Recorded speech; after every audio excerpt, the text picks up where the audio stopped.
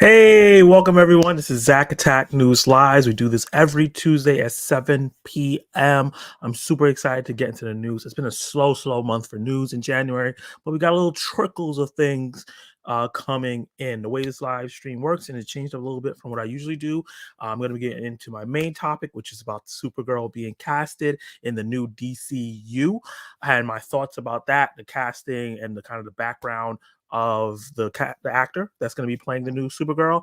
And then also I'm going to be talking about the MCU a little bit. We have some news about the Thunderbolts casting, some things that's changing in multiple characters, some returning character from the Netflix verse, and something that's happening with a Sony project in the Spider-Man universe that we thought was dead, but it's actually being revived. We have some rapid fire news of smaller topics that we're going to talk about as well. And then also we got a couple trailers that came out that I'm going to react to so you guys can watch. And then at the end, we're going to be breaking down the weekend's box office, streaming numbers, and tell you what's coming next for this weekend that you can watch in theaters and streaming. Super excited to get into this. I see people jumping in the chat already. I really appreciate everybody jumping in the chat right away. But I'm going to jump into the first news story, and I'm going to get right into the chat right after. So the first thing we're going to talk about, if I could find my thing, there we go. Yeah, Supergirl has been casted, and Variety has a whole article kind of detailing things. The casting came out, and it was kind of a rumor. And then James Gunn finally confirmed that it is Millie Alcock, who is famous from being in House of Dragon, the Game of Thrones spinoff, and she was like in half the series playing a young character. And I really enjoyed her performance in the show, so I'm kind of excited about this. All the actors that were kind of in the running for this, I thought were fantastic actresses. Even one of them voiced Supergirl in the animated movies, so I thought that was interesting. But just looking at this picture here, obviously, I think she's probably going to have to bulk up a little bit, not too much, because Supergirl's not a bulky character. She's not Wonder Woman. But just facial wise, I can see what works here. Just based on this drawing, and if you're adapting this character to live action, she looks like this character. And obviously, they'll style her hair, add extensions, yada, yada, yada. And I'm excited to see how the suit comes out, if they're going to stick with the skirt. I have a feeling that they might not, based on some of the things that I'm hearing here. But let's get into the news. This is coming from Variety. It says, when it came to casting the new Supergirl, DC Studios exec James Gunn went above and beyond before honing in on Millie Alcock, the star in the upcoming Supergirl Women of Tomorrow. Sources say Gunn and co-CEO Peter Safran flew multiple actors, including Meg, Donnelly, to Atlanta for old-fashioned on-screen auditions on the Superman Legacy set. So they flew in a bunch of people. They really took the time to find who they want and even dress them up. The actors also don the Supergirl suit and boots, which is a atypical movie in the superhero audition process. A lot of people go through it. Some people look great. If you look at the Thor audition process, you'll see the guy who plays Loki, Tom Hiddleston. Saying his name was skipping my mind, but Tom Hiddleston dressed in the Thor gear with the hammer auditioning. This is something that happens all the time. We've seen Chadwick Boseman audition for Drax. Like, so many people audition for so many different things that we usually never find out until like 10 years later. Gunn first sparked to Alcock when he saw her play Rhaenyra Targaryen in HBO's House of Dragon, which I think she did a great job and was some of my favorite parts of that show. But not only made it a close contest and had the advantage of having voice the role of Kara Zor-El, Supergirl, in several Warner Brothers home entertainment animated films, including last year's Legion of Superheroes, which would have been an insane jump to go from, because Gunn has talked about animated characters in the DCU jumping to live action and playing the same character. So it's interesting if she would have been able to jump from the old school animation, which is kind of an Elseworld, won't be in the DCU, and play live action. Would that have connected those? Probably not, but maybe that's kind of the reason that gave her the disadvantage and maybe not the advantage, like they said, because maybe he didn't want to have like, oh, is the Supergirl that she's playing the same Supergirl from the animated series? Since she voiced them, you said those characters going to switch over. Might have hurt her because of that rule. Ultimately, Gunn was looking to move away from previous depictions of the Girl of Steel, particularly the long-running CBS CW series fronted by Melissa Benoist, and is aiming for a less earnest and more edgy version of the iconic superheroine. In the new iteration, Supergirl travels across the galaxy to celebrate her 21st birthday with Crypto the Superdog. So this is coming from the comic itself. This is what they're adapting. We don't know if this is going to be the exact plot of the film, but this is going to be kind of the basis of it. It seems like they're going to be adapting a lot from this and then changing certain things to fit the new DCU. Along the way, she meets a young woman named Ruthie and winds up on a murderous quest for revenge. Interesting. That's very interesting because they're having a very distinct difference between Clark, Kal-El, and Kara Zor-El in terms of their attitudes. Superman is altruistic. He's the everyman. He wants to help. He has a no-kill rule. Supergirl on her 21st birthday, just flying around in space, not attached to Earth, have crypto, which is really interesting to see how they do crypto. And we have a new Rocket Raccoon kind of situation going on, maybe with that character. Or even the dog from Guardians of the Galaxy, if they pull that off, I think that could be really, really big and draw a lot of kids in. But going on a murderous quest for revenge, will they keep that aspect? The fact that they want a more edgy character that's not earnest makes me feel like, yes, we will be seeing Supergirl murder some people. I don't know if that's going to be PG-13. Maybe Supergirl Woman's Heart will be R-rated. We'll see. And also, this character will be showing up somewhere else before her movie comes out.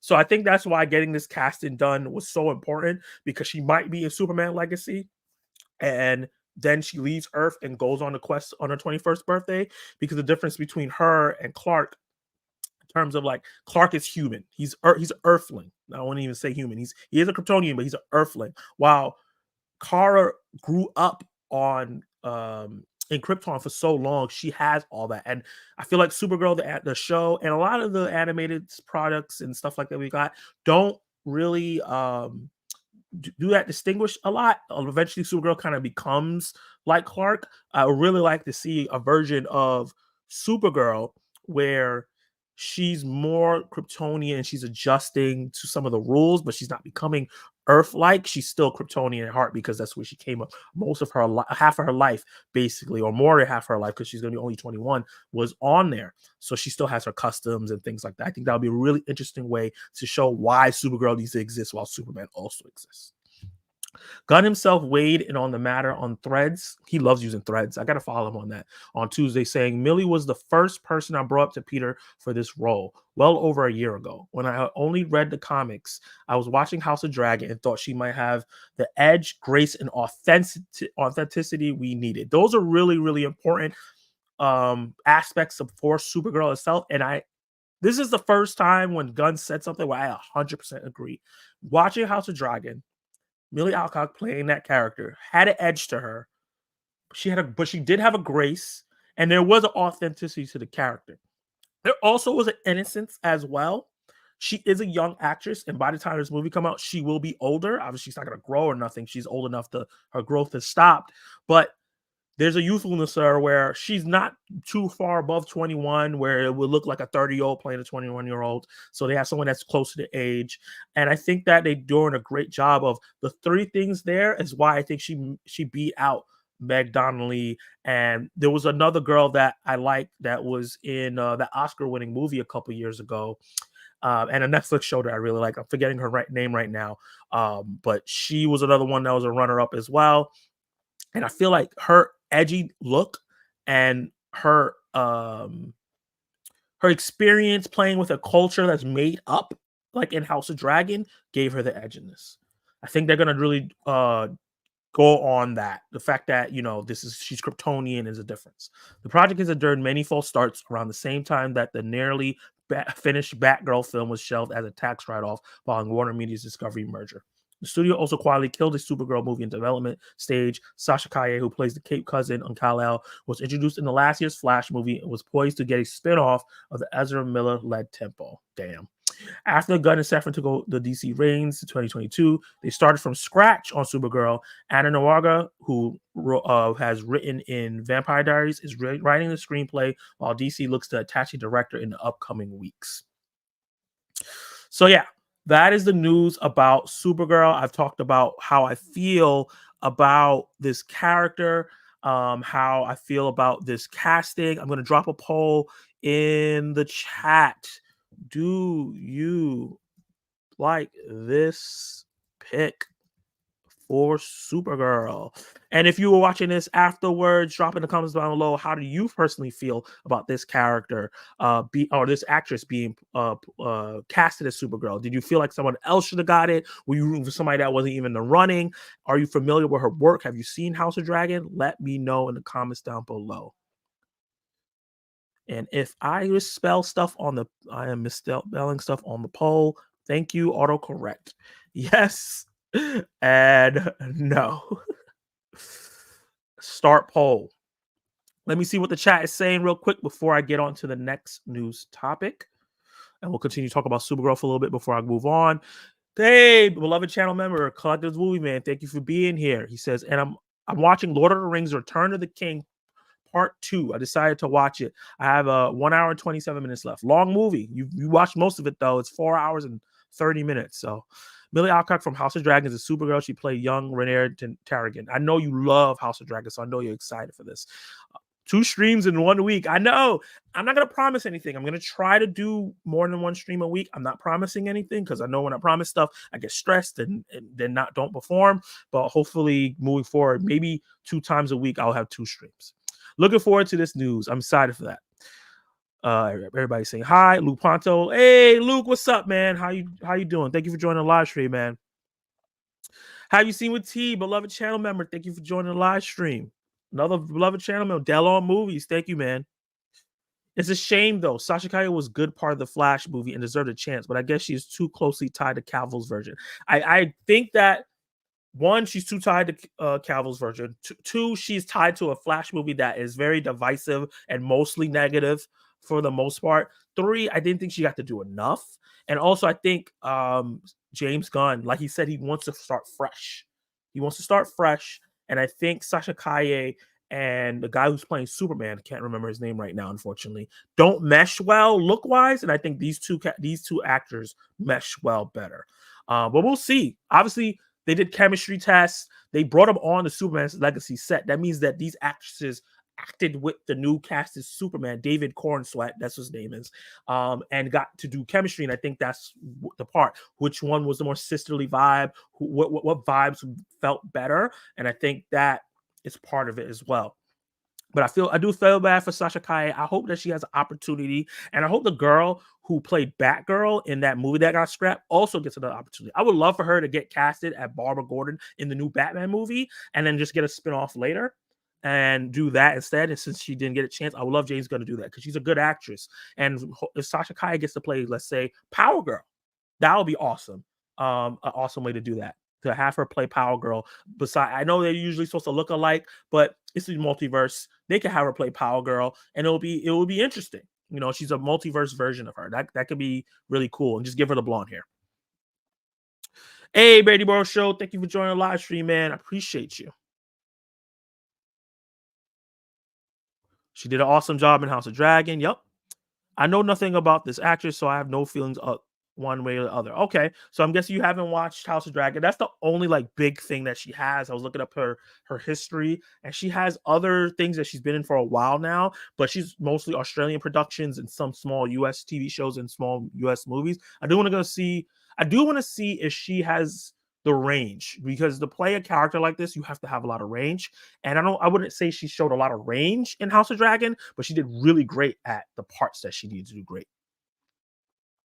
Just make a Lobo movie and be done with it. See, it's not that easy. You can't just make a Lobo movie, Beardy Bro Show. Then it's gonna feel like the Sony universe when you're just making movies about characters and not connecting them properly. Lobo doesn't work by himself. He needs to be connected to Superman in a way. And the difference between those 2 characters is why Lobo is so great.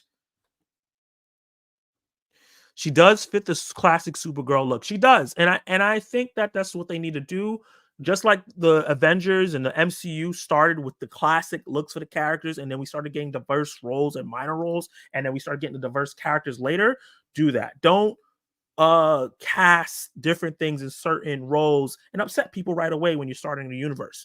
And then just bring the diverse characters. DC has some strong diverse characters that they should bring up. We're getting Mr. Terrific already. We're getting the Hispanic Hawk Girl, which is an actual comic book character, not Hawk Woman, which is the one from the Justice League Unlimited show. So we're gonna get these characters. Just cast the ethnicity proper and just uplift. And I want to shout out Channel Chillmonger, who has changed my mind on this, where he talks about that. Cast the characters based on the ethnicity and the religions from the comic books and uplift the characters that are not white, not Christian in the comic books and give them prominent roles instead of changing people. Unless the character is really boring or a character that's racist like Mandarin, where you got to change things. Hey, I sometimes see you commenting in the other Zach's live stream. Hey, Vira Earth 2. Yeah, you've been here before. Appreciate you being in the live stream, man. I appreciate that a lot. Yeah, me and Zach M are cool buddies. Of course he does. He has never connected to Superman in his original run. You're talking about original run. We're not doing that. We're talking about the updated last 10 years. Lobo is connected to Superman in that way. I understand we've had these original. You can't think about stuff from 50 years ago, 40, even 20 years ago. You got to give what people know from their mindset. Lobo can work. I just think it would be a bad idea to just do a Lobo movie and not introduce him somewhere else first. I think Wonder Woman casting is more important for the cinema. Supergirl is more of a TV character, but Melissa was perfect. I don't think Supergirl is more of a TV character. I know that it feels like that because she was on TV for so long, but she had a movie back in the day, and Supergirl is a very important character in the DCU universe. Wonder Woman is important, but just because we just recently saw Gal Gadot as Wonder Woman, I think we need to spend time away from Wonder Woman, Aquaman, Flash, and those central let's say Avengers, Justice League characters. Focus on Superman because he's important. We haven't had a Superman movie in a long time.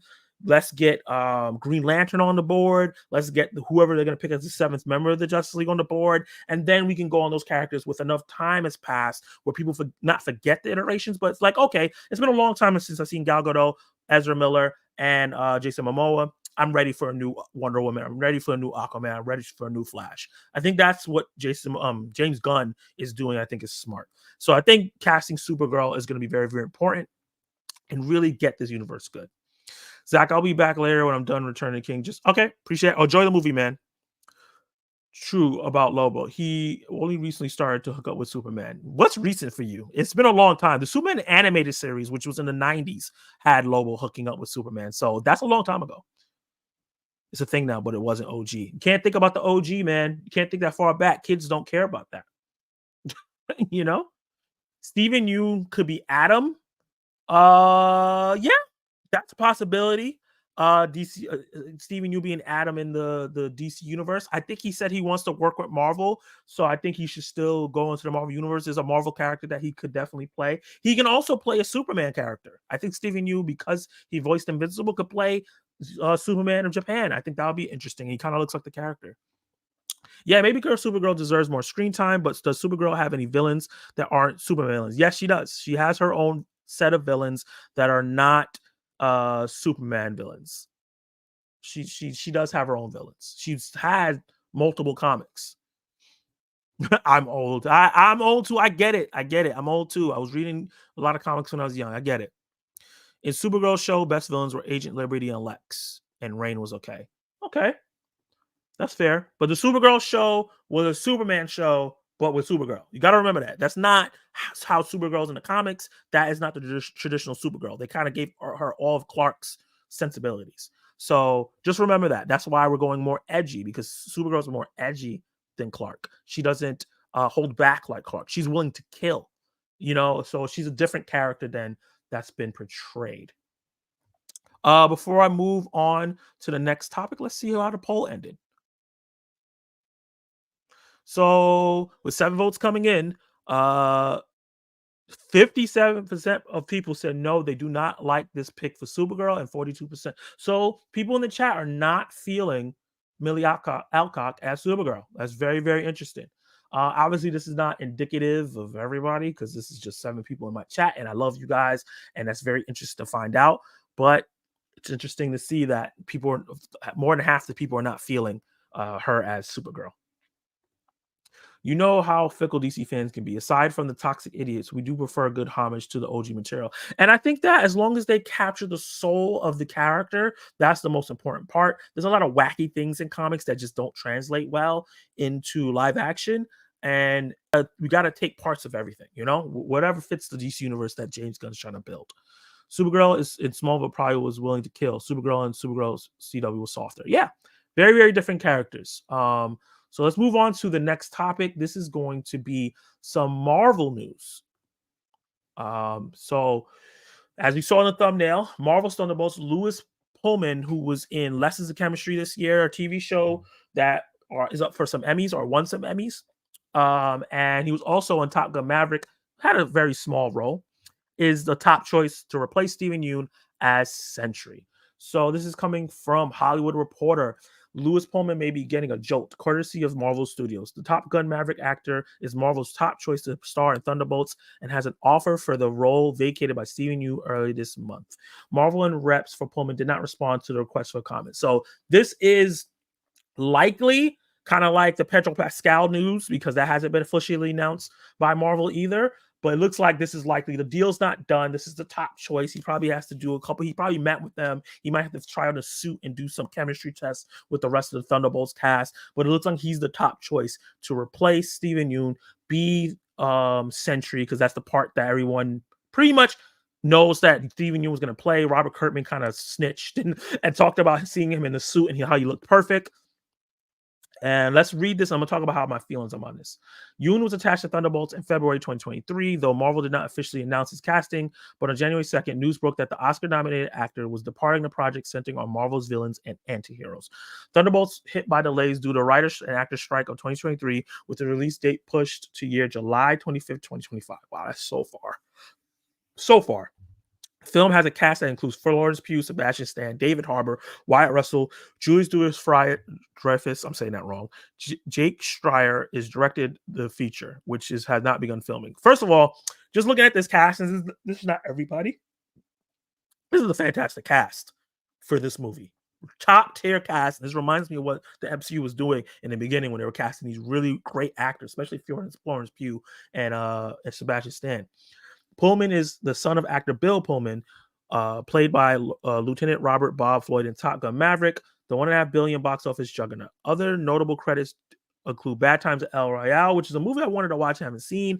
TV series Outer Range is another show that I wanted to see, I haven't seen. And he was starred in Lessons of Chemistry, another show I wanted to see, but I haven't watched yet. Opposite Marvel's Brie Larson. Okay, so we might see the connection there. Maybe Brie Larson really, and I think they were in a relationship in that show, not in real life in the show. Maybe she pulled some strings. It's like, hey, this guy's great. You have a vacant. Let's get him in. Where he played her character, love interest, chemistry. Ooh, sorry guys, I don't know why that just happened. Character, love interest, chemistry researcher Calvin Evans. The eccentric journalist Daniel Richmond supported Pullman's casting. The actor is rep by CA. Now blah blah blah. We don't care about who he's rep by. So. Sentry is a very, very interesting character for them to pull off.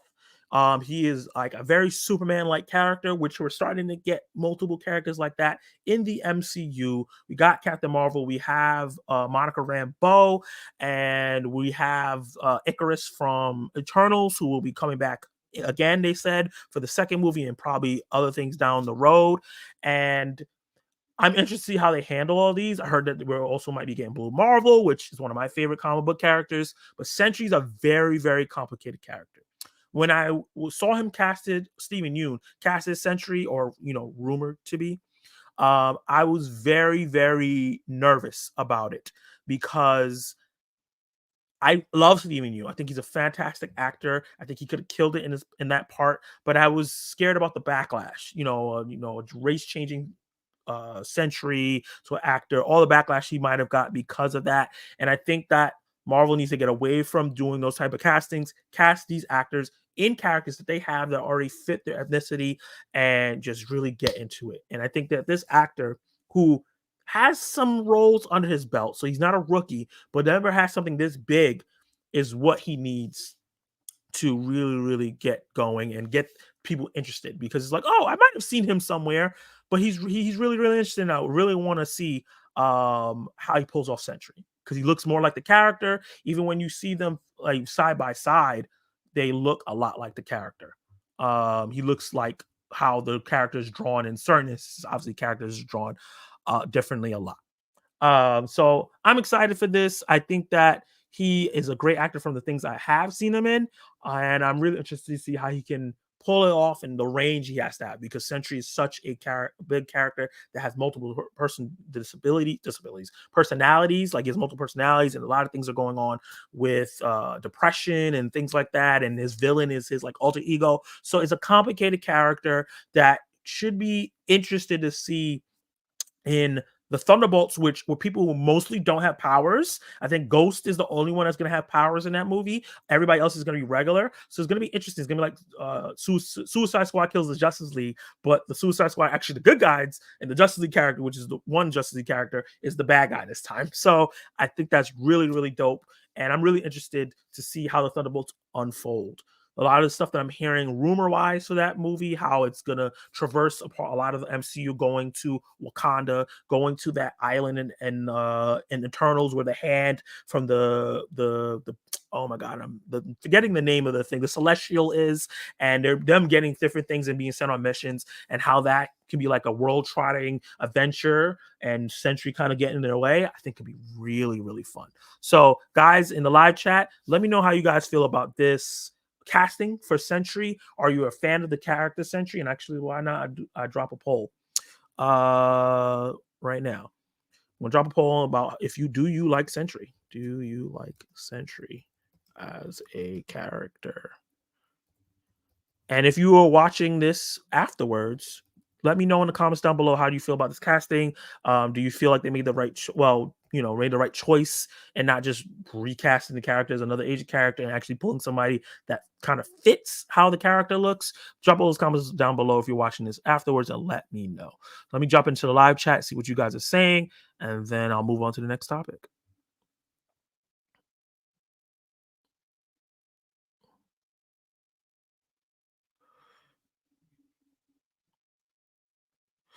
Hey, Matt Film Show, thank you for joining the live stream. So I wish they kept Sasha Calle. She was great. I think Sasha Calle was really, really good as well, but it just doesn't fit the vision he has, I guess. And he wants to cut everything that didn't work, because obviously he's bringing things that he likes from the old DCEU, like Peacemaker, Amanda Waller, his Suicide Squad cast, and Blue Beetle.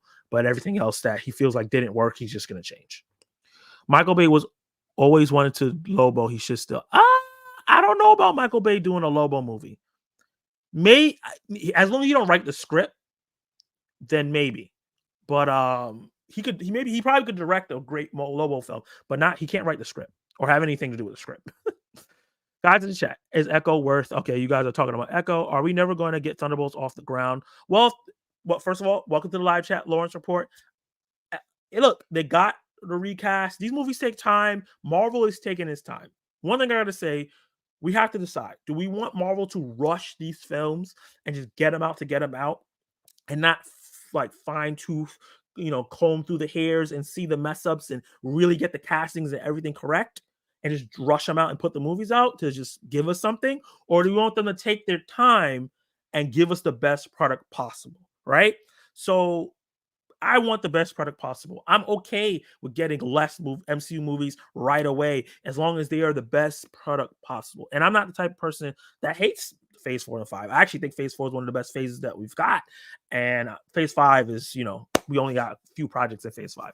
So let's give it time and see. Let them take the time that they have to take to make Thunderbolts. Let's look forward to Deadpool 3. And then hopefully when Thunderbolts come out, it's fantastic. Disagree with the Lobo take, as both the Joker and new Batman film are not connected to a wider universe. Okay, but Barry Bro Show, there's nuance in that. The Batman and the Joker were made before James Gunn took over DCU. He asked Matt Reeves to bring that Batman over into the DCU, and Matt Reeves said no. And Matt Reeves has control over that version of Batman. So that's that. He can't do. He's not going to cut it off. And the movie made 750, almost $800 million. So he's going to make the next Batman. He's going to make that happen. And the Joker also made $1 billion, and that Joker does not fit in a superhero aspect. So those don't count. You can't talk about like, oh, we have the Batman and Joker. Those things were made before he took over. Lobo, he's not going to do a side Lobo film. He's going to have it in his DCU. He doesn't want to cause confusion. That's what has been happening with the DC universe all, too much. People love the animated films. People love the animated shows. People love the Arrowverse. People love the Snyderverse.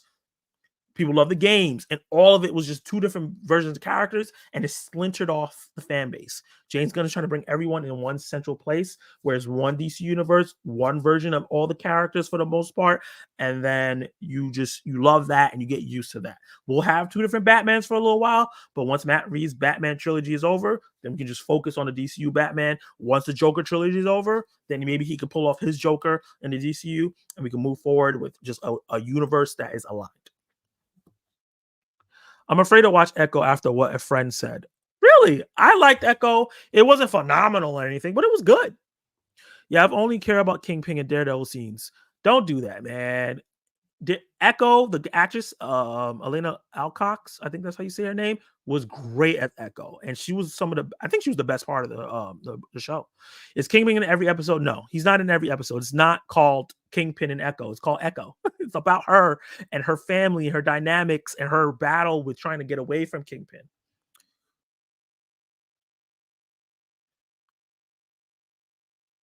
I hope Foggy and Karen return and Born Again. So there's set photos already of them returning. So they're back. I know that was rumors, but they're back. They're definitely back. Foggy was the heart of the Daredevil Netflix. I agree. I definitely agree. And he's back, baby, with a different haircut, but he's back.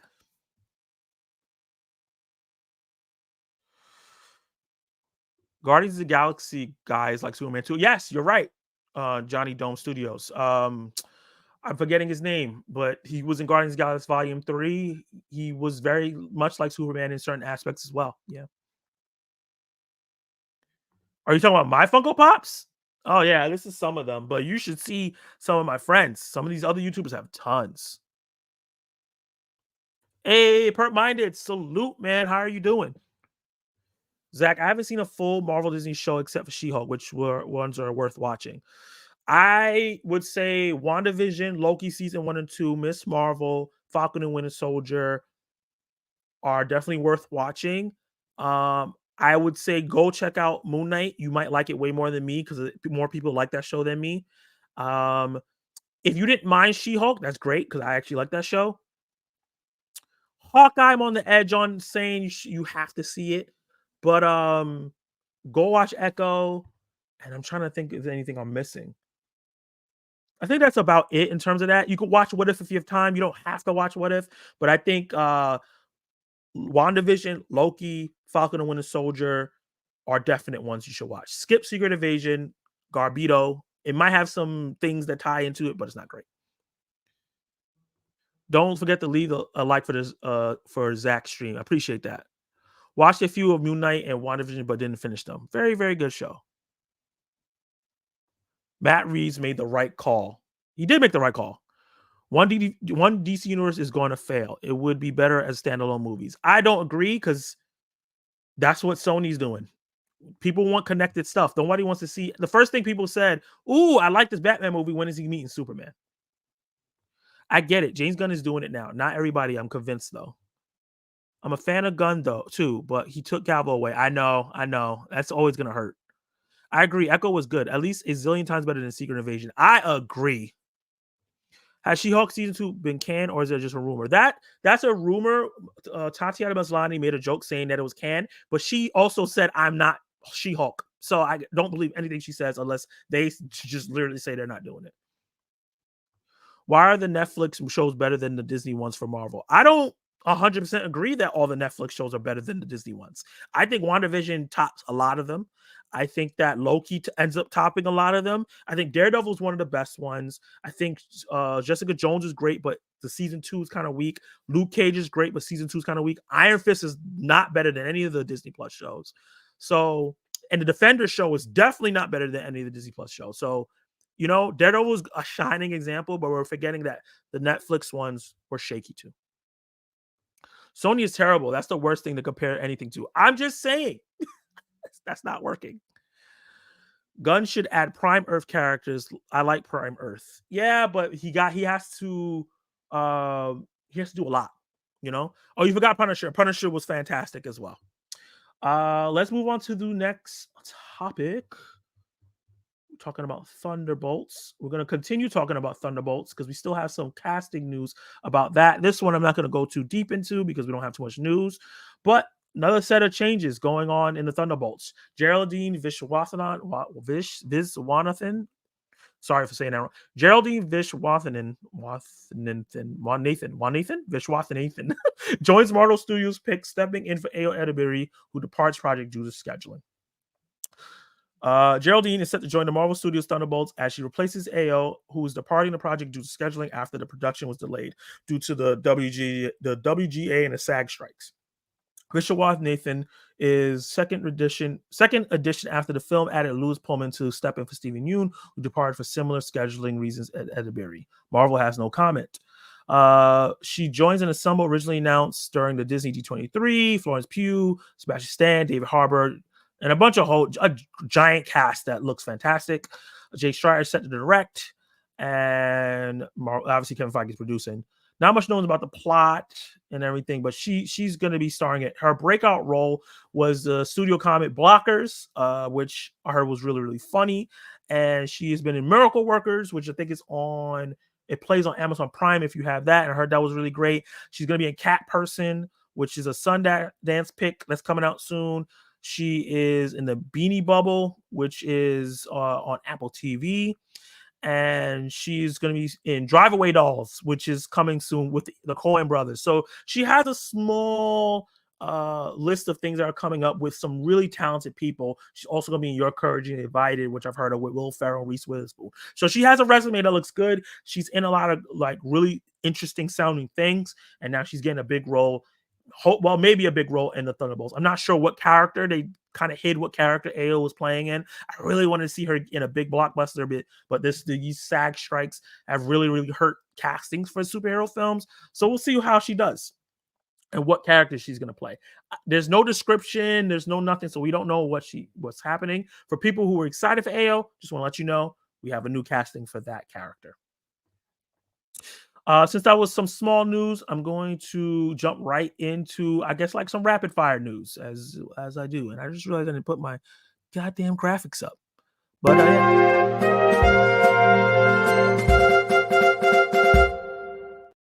rapid fire news topics that don't deserve a whole giant spiel, but still want to talk to you guys about. And let's talk about Sony, as I was bringing them up in a hint, tweet. This is coming from Collider. I don't use them often, but yeah. El Muerte, back in development at Sony without Bad Bunny. If you guys remember, this project was going to be produced and starring Bad Bunny, another Spider-Man adjacent bad guy that's not starring Spider-Man, has no connection. Bad Bunny, it originally announced that the movie was shelved and was not happening, but now it looks like they're going to do it anyway, and Bad Bunny's just not going to be a part of it anymore. 7 months from its removal from the release calendar, Sony has quietly resumed development for El Muerte, the first Latino-led Marvel film to date. The project had a postponement. Why are they saying these words I don't know how to say? And delays following the SAG WGA strikes. The film lost its star and therefore a place on the calendar. However, Variety, in a feature piece about the Sony films based around licensed Marvel characters, have revealed that the work on the film has once again resumed with a hunt for a new star back on the agenda. The film was set to be directed by Mexican screenwriter and filmmaker Ones Cuaron, with the script penned by Blue Beetle writer Gareth Dunnett Alcock, which is interesting. I like Blue Beetle, so that's very, very interesting. Bunny was asked about the status of the film in the wake of the strikes when speaking to Vanity Fair. He replied, didn't know what to say, adding that the situation was delicate before a publicist later informed the outlet that he was off the project. Cuaron made his directional debut in 2007 romantic drama Ano Una. I don't know how to speak Spanish, guys, sorry. Which he also wrote and produced. He also co-wrote Oscar-winning Gravity alongside his father, Alfonso Cuarón, a very big director, in an Oscar-winning film. Following this, he co-wrote and directed Thriller de Zero in 2015, and that was starring Werewolf by Night, Gael Garcia Bernal. It's always interesting to see how these things tie in. So, like he's doing a Marvel project. He did a movie with somebody that was in a Marvel project. You can see how maybe these things tie together and how maybe the wink, wink, nudge, nudge got for him to get a chance. Obviously, he's an Oscar winning writer. Even though I don't think the script run for Gravity, but he wrote the film or co-wrote it at least. So it's very, very interesting. And he has some interesting projects. Who's El Muerte? A lot of people don't know. See his picture here, him having Spider-Man in a headlock. This is a Spider-Man villain that's not really talked about. El Muerto is in Marvel Comics a character known as Juan Carlos Estrada Sanchez. That's the most Spanish name in existence. He's a part of a long line of luchadors. He seems like Bane. I'm not going to lie. Who inherit a special mask that grants them superhuman strength and other powers. The character story is rooted in the world of professional wrestling combined with the fantastical elements of superhero narratives. Bad Bunny was considered an ideal star for the film, not in small part thanks to his immensely high profile as one of the best-selling artists in the world, but also due to his experience in the world of professional wrestling in the WWE. Yes, that is true. He has been wrestling. He's been doing a fantastic job at it anytime he shows up. So that is a really great point. That there was already a through line there. Him being a wrestler, him now doing a wrestling Marvel character, and how that can tie into promotion and bring fans over. I got where they were. I'm picking up what they were putting down. Where he's renowned for being one of the most outstanding celebrity wrestlers. As a wrestling fan, I agree. In the comics, El Muerto faces various wrestling opponents and embarks on adventures that blend the high-energy, dramatic world of luchador wrestling with the superpower action typical of Marvel stories. The character El Muerto provides a unique cultural perspective to Marvel, blah, blah, blah, blah, blah. But yeah, the character is coming back. There is a initiative to get these diverse characters out, and like I said before, let's use these characters that are already Spanish, Asian, Black, you name it, whatever you want to call it, whatever you can name it. Let's use these characters and bring them and uplift them. That's perfect, right? On the other hand, Sony needs to stop making these Spider-Man adjacent villain films without establishing a Spider-Man. It's just weird. It just feels like they're just making these movies, and their only movie that's really super successful is Venom. And even that, I don't know, how great the Venom 3 is going to be. It feels like it's a guilty pleasure film at this point, and I don't know. I just think that making El Muerte without tying him into Spider-Man somehow just doesn't make sense. Now, if they find a way to bring him in the next the MCU Spider-Man film, because it's supposed to be grounded and he's around and something that happened and somebody he faces, and then we get the tie-in film, perfect. Introduce him there first, then give him his movie. But just give him his movie, just a wrestling superhero, I don't know if that's going to work out. The director is promising. The writer is promising. I got to see who stars in it. If it's somebody real big, then this could be really good. But as of right now, I'm cautiously optimistic for this film. I'm very cautious. I shouldn't even be optimistic because of how bad they've been treating these Sony characters. Lush. Hold on. Sorry, I see that. Gunn, you forgot the Punisher show. The Batman and Dark Knight trilogy were standalone films, and they were 1,000 times better than anything interconnected DC has ever done. I don't agree, but I hear you. I don't think the Batman is 1,000 times better than anything the DCU has done, and I think the Dark Knight trilogy is overrated a little bit because they toned down the comic book aspects of comic book movies. But yeah, those don't go a long way. Those unfortunately don't go a long way. Would like Milestone Comics to duo to join. Milestone would be great, and James Gunn has confirmed that the Milestone projects are still undergoing development. So we'll see Static, hopefully, Hardware, and the rest of those characters, Icon, coming up. Hopefully.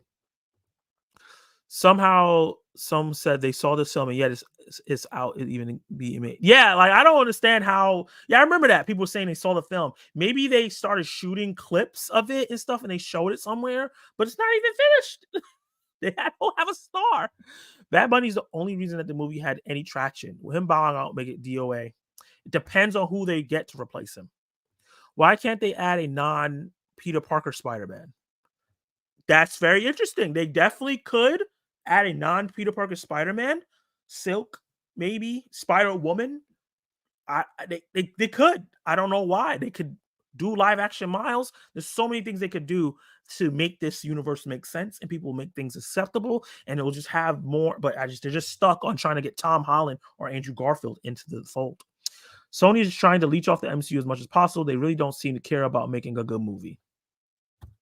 Yeah, I agree. Another rapid fire news, real quick. This is something that broke just recently. And why is this like this? This is so weird. Why would they have this come down in front of the words? Okay, Netflix Marvel to start teasers return ahead of Daredevil reboot. So one of Marvel's Defenderverse stars might be teasing something big on social media, on Instagram. Jessica Jones, Kristen Ritter posted an image of her in a very similar t-shirt um to the cosmic Marvel for getting a picture. The Netflix series star in picture wearing the exact same design her Marvel character wore during the previous series. Adding fuel to the flames is the fact that Marvel Studios is currently shooting Daredevil Born Again in New York. Ton of images have surfaced from the production. Some of the familiar faces present in those pictures set social media in a frenzy last week. Just imagine if all those characters were to make a return. So this is the picture here. It's going to take me to X. Can you see that? No. Okay. I just realized you're not going to see it because hold on. Share the screen. Can you guys see it now? Yes. So this is the original post on X, Cosmic Marvel. So this is her story. She put, "If you know, you know." Obviously, she was hinting to something. And yeah, that's the shirt from the show. So that's big. That's big. Jessica Jones was one of my favorite characters in that Defenderverse. She was a great character, and I hope that they bring her back.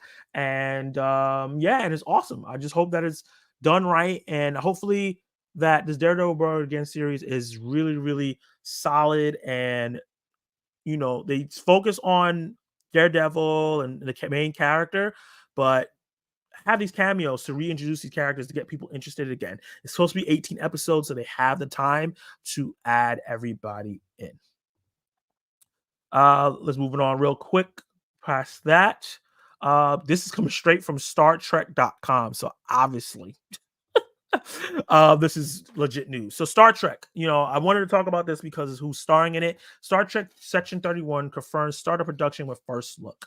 So yes, so we're getting a production is officially underway now. For the Star Trek fans out there, that's especially the Paramount Plus ones, because we got a lot of shows on there. It's underway now. The original movie event, Star Trek Section 31 in Toronto, with the first image shared by Academy Award winner Michelle Yeoh. Anything that she's a part of, I'm down for. In Star Trek 31, Emperor Philippa Georgia, a fan favorite character Yao, first introduced Star Trek Discovery, joins a secret division of Starfleet, tasked with protecting United Federation of Planets. She also must face the sins of her past.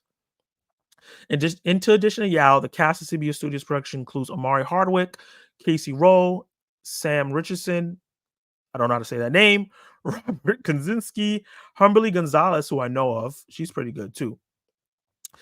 Let's see. And we're off to races. Thrilled to report the principal of photography has started on Star Trek Section 31. So they're deep into this too.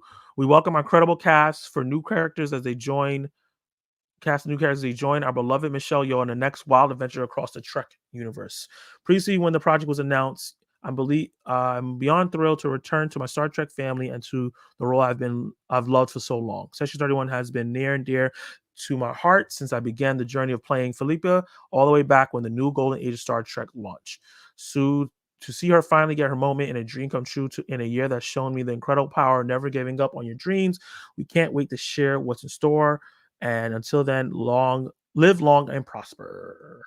It's going to be written by Craig Sweeney and directed by Olatunde Osumi, who I don't know any of those guys' things, but yeah. For you Star Trek fans, especially on Paramount Plus, we may not be getting a Star Trek film in theaters yet because we're still getting that rumored Star Trek 4 film that they announced. I just realized this is not zoomed in. They announced a long time ago. But we are getting a Star Trek film on Paramount Plus, which is really, really interesting. Very, very interesting. I'm happy for that. I like the Star Trek shows on Paramount Plus. I think a lot of them are really fun.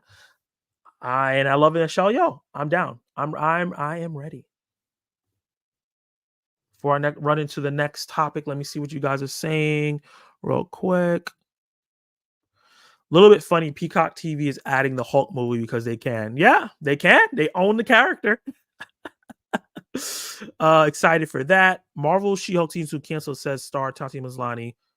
I just think that, like I said, yeah, she said that, but you got to be careful with what she says. She likes to joke around. That's the only reason why I'm not taking that super seriously. Is anyone gonna miss this? I'm not sure what you're talking about on that part. Okay, let's get into the next topic. And this is a quick one that I'm a little bit excited for because I'm a big fan of this movie. After a while, even though I hated it for after a while, like when I first watched it, I was like, I went in there to watch Megan Fox be like, as a little teen, being a little nudie. But after a while, growing up, watching the movie, this is a cult classic here. And that's, Diablo Cody says she's not done with Jennifer's Body, wants to make a sequel. The fan base for Karen Kusama's 2009 horror movie Jennifer Body has grown a whole lot in recent years, with many reevaluating the film and realizing it got more going for it than it was given credit for back when it first came out. Megan Fox stars as Jennifer in the film, a newly possessed high school cheerleader who specializes in killing her male classmates, and now 15 years later is being viewed as a feminist revenge movie that's way ahead of its time. Agreed. Jennifer's Body writer Diablo Cody is back on the horror scene with a brand new movie, Lisa Frankenstein, that's coming out, I think, next month in February. Directed by Zelda Williams, which is very, very interesting. That is the daughter of the late and great Robert Williams. I think this will be her full feature directorial debut. And releasing in theaters February 9th. Yeah, I was just saying theaters. And Cody paid a visit to Bloody Disgusting and decided to talk about it. I don't want to do the whole review here. It says, I mean, it's gotten progressively happier for me. At first, I was excited about it, obviously, but I was also a little bit salty because I remember thinking, well, where was the audience when the movie came out? It was a critical and commercial failure. I was pretty humiliated, to be perfectly honest with you. It was a rough experience having that movie come out. It was rough for me. It was rough for Megan Fox. And then people started suddenly talking about it like it was a good movie, which I had thought all along. At first, I just thought, oh, where was the audience when I needed it? And then realized they were like 7. And that's sometimes movies come out at the wrong time. People were not ready for this kind of film yet. If this movie would have dropped now, would have been a smash hit. And then some people who maybe didn't appreciate it at the time have come around, and now I'm just like, there's no saltiness. Now I'm very happy.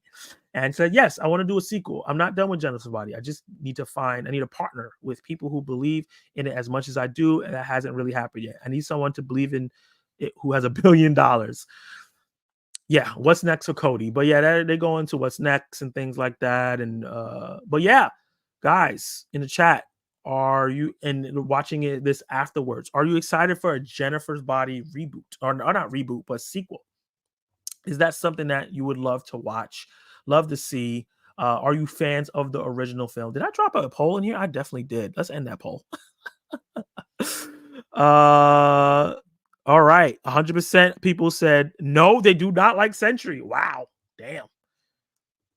That sucks for Sentry. We'll see. Maybe we'll make some fans of you depending on how the character pulls off in Thunderbolts. Did you see Universal Orlando theme park officially announce the expansion? Yeah, I heard about they expanded it, and then there's a character, like a movie that didn't do well, that is getting some shine there. I didn't read fully into it. Jennifer's Body was pretty good. Yeah, it was pretty good. I liked it. It was great to me. So many iconic moments. It was like a horror version of Mean Girls. Jennifer's Body sequel sounds good. Maybe a trilogy in there. Yeah, it's possible. We could do a trilogy. I think Megan Fox is game. She's been doing horror films, and she's been doing some good work in a lot of cool things. Megan Fox do almost anything. Oh, I think Megan Fox would almost do anything. I agree as well. I'm pretty sure she will come back for this. Now, will Amanda Seyfried come back? I think she would. Not because she would do anything, but she just seems game to do things.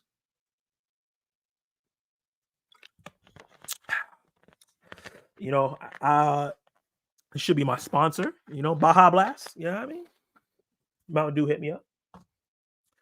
Okay, so we're done with some rapid fire news. Do I have that up anymore? I don't even have that up anymore. Technical difficulties. We're going to be getting to some trailer reactions. There's a bunch of trailers that I did not get to check out and do my regular reactions for, so I'm going to do them here. The first one is going to be for Ghostbusters Frozen Empire, the official trailer. So I'm excited for this. Let me hit the button. We're gonna need all the help we can get. And I didn't mean to start that yet. Just wanted to zoom in. So guys, this is my trailer reaction for Ghostbusters Frozen Empire. I haven't seen Afterlife yet. Definitely going to check it out. Probably going to be doing a watch along for that film soon, since this movie is coming out soon, and get into love with that. I grew up with Ghostbusters as a kid. I'm super excited to see how this soft rebooted version of it goes. So this is my reaction to this. Let's do it. We're gonna need all the help we can get. Let's get to work. Call dark and horny at 12 o'clock. Okay. I've been waiting 40 years for Great this. joke. They called themselves Wow. Ghostbusters. According they to do. these hacks, they you saved gonna the call? world. No eyewitnesses. How dare you, hacks? And who is found to carry the torch? Descendants of Egon Spengler. You have a miner hanging out the side of a moving vehicle, firing a laser gun indiscriminately. Has a proton pack. It's completely safe. I wouldn't say completely safe. The Ghostbusters are finished. Right. Well, Overruled. Sustained. Thank you. He's a I weird love guy Paul who Rudd. does strange old things. Correct on both counts. Buddy, you just hit the jackpot. Hey, Camille. What is it? Better question is, what's inside of it? Oh, that's the girl that's in Madam Web.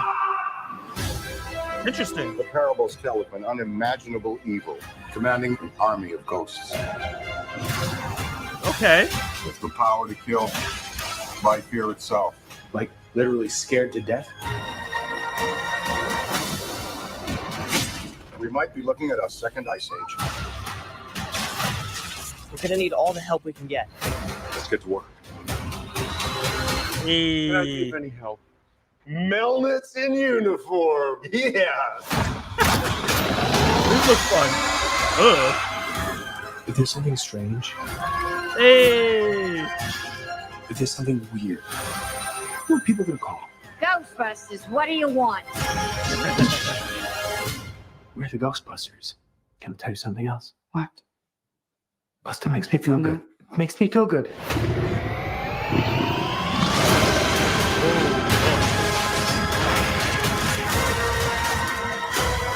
Heads up. Call dark and horny at 12 o'clock. That's a great adult joke, but kids won't get it.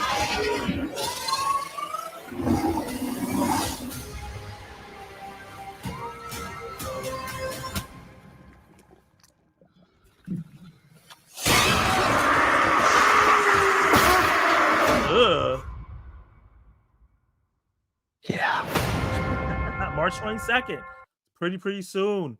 Yeah, so that's my reaction to the new Ghostbusters Frozen Empire trailer.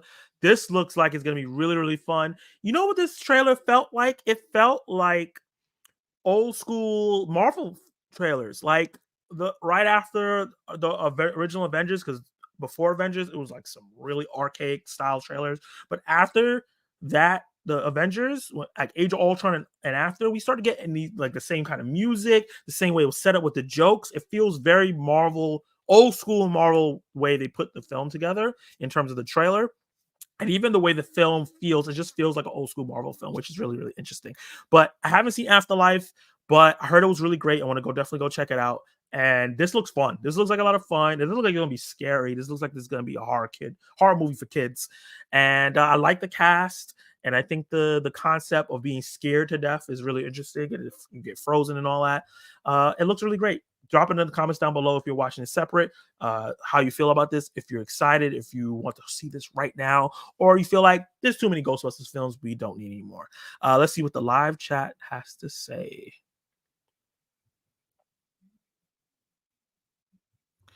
Hey, Michael 101591, what's up? Welcome to the live stream. Thank you for jumping in, man. Ghostbusters does look a lot of fun. Franchise saved. Yeah, man. OGs comes cameos all around. Facts. And I love that. Help support the story and uplift the newer characters. Afterlife was my favorite movie of 2022. Wow. I definitely got to go check that out. This looks better. This looks better than Afterlife. Interesting. I'm sorry. It was number 2. that was the same year as yeah. I was like, whoa, everything everywhere all at once did come out in 2022. Hey, Collective Movie Man, welcome back. He said, I'm up for that one. Nice. I'm gonna fly, guys. I've been oh, later, man. Thank you for joining the live stream. Appreciate you, man. I never really been a fan of Ghostbusters. Okay, that's fine. That's totally fine. You know what? Let's drop a thing in the chat. Do you guys love Ghostbusters? Who are you gonna call? Ghostbusters? Yes or no?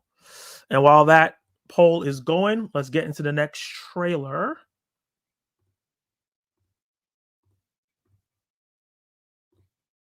Nope, that is not how I'm supposed to do this. There we go. So this is going to be for a new film that's coming out called The Ministry of Ungentlemanly Warfare.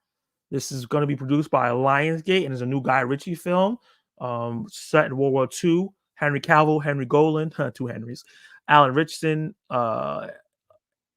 Finis Tiffin, Isa Gonzalez. A lot of really good, another Henry Zaga, a lot of Henrys in this film are going to co-star. The true story tale covers UK Prime Minister Winston Churchill and James Bond author Ian Fleming's secret World War II combat organization. Whoa. Did not know that was a thing. The clandestine squad, unconventional and ungentlemanly fighting techniques against the Nazis helped change the course of the war and gave birth to the modern Black Ops unit. Wow. Paul Tamsey, Eric Johnson, Arash Amel Ritchie adapted the book based on the war correspondent and military historian Damian Lewis bestseller of the same name. That's really interesting. So this is based on a true story. This sounds a little bit like Inglourious Bastards a little bit, but more focused on the actual unit, which I really missed from that film. And this sounds interesting. Let's see anything with Henry Cavill, I'm down for. This is going to be my reaction to The Ministry of Ungentlemanly Warfare. Let's go.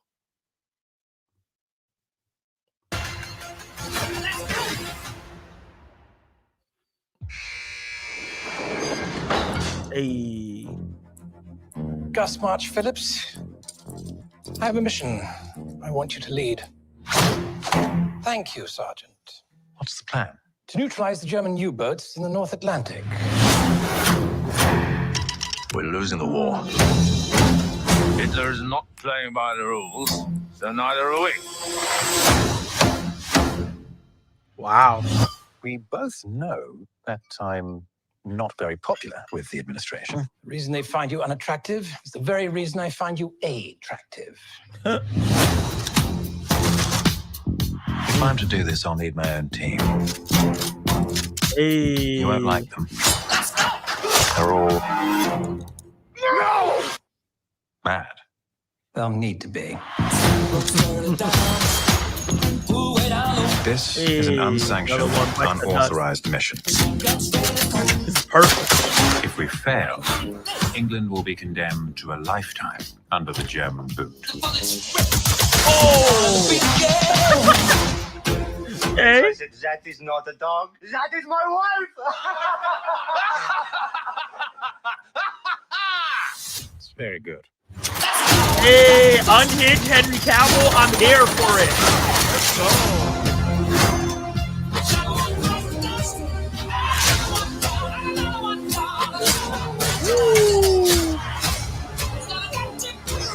You and your operation are reckless. Abort this mission now. Hello, can't hear you. Please do off.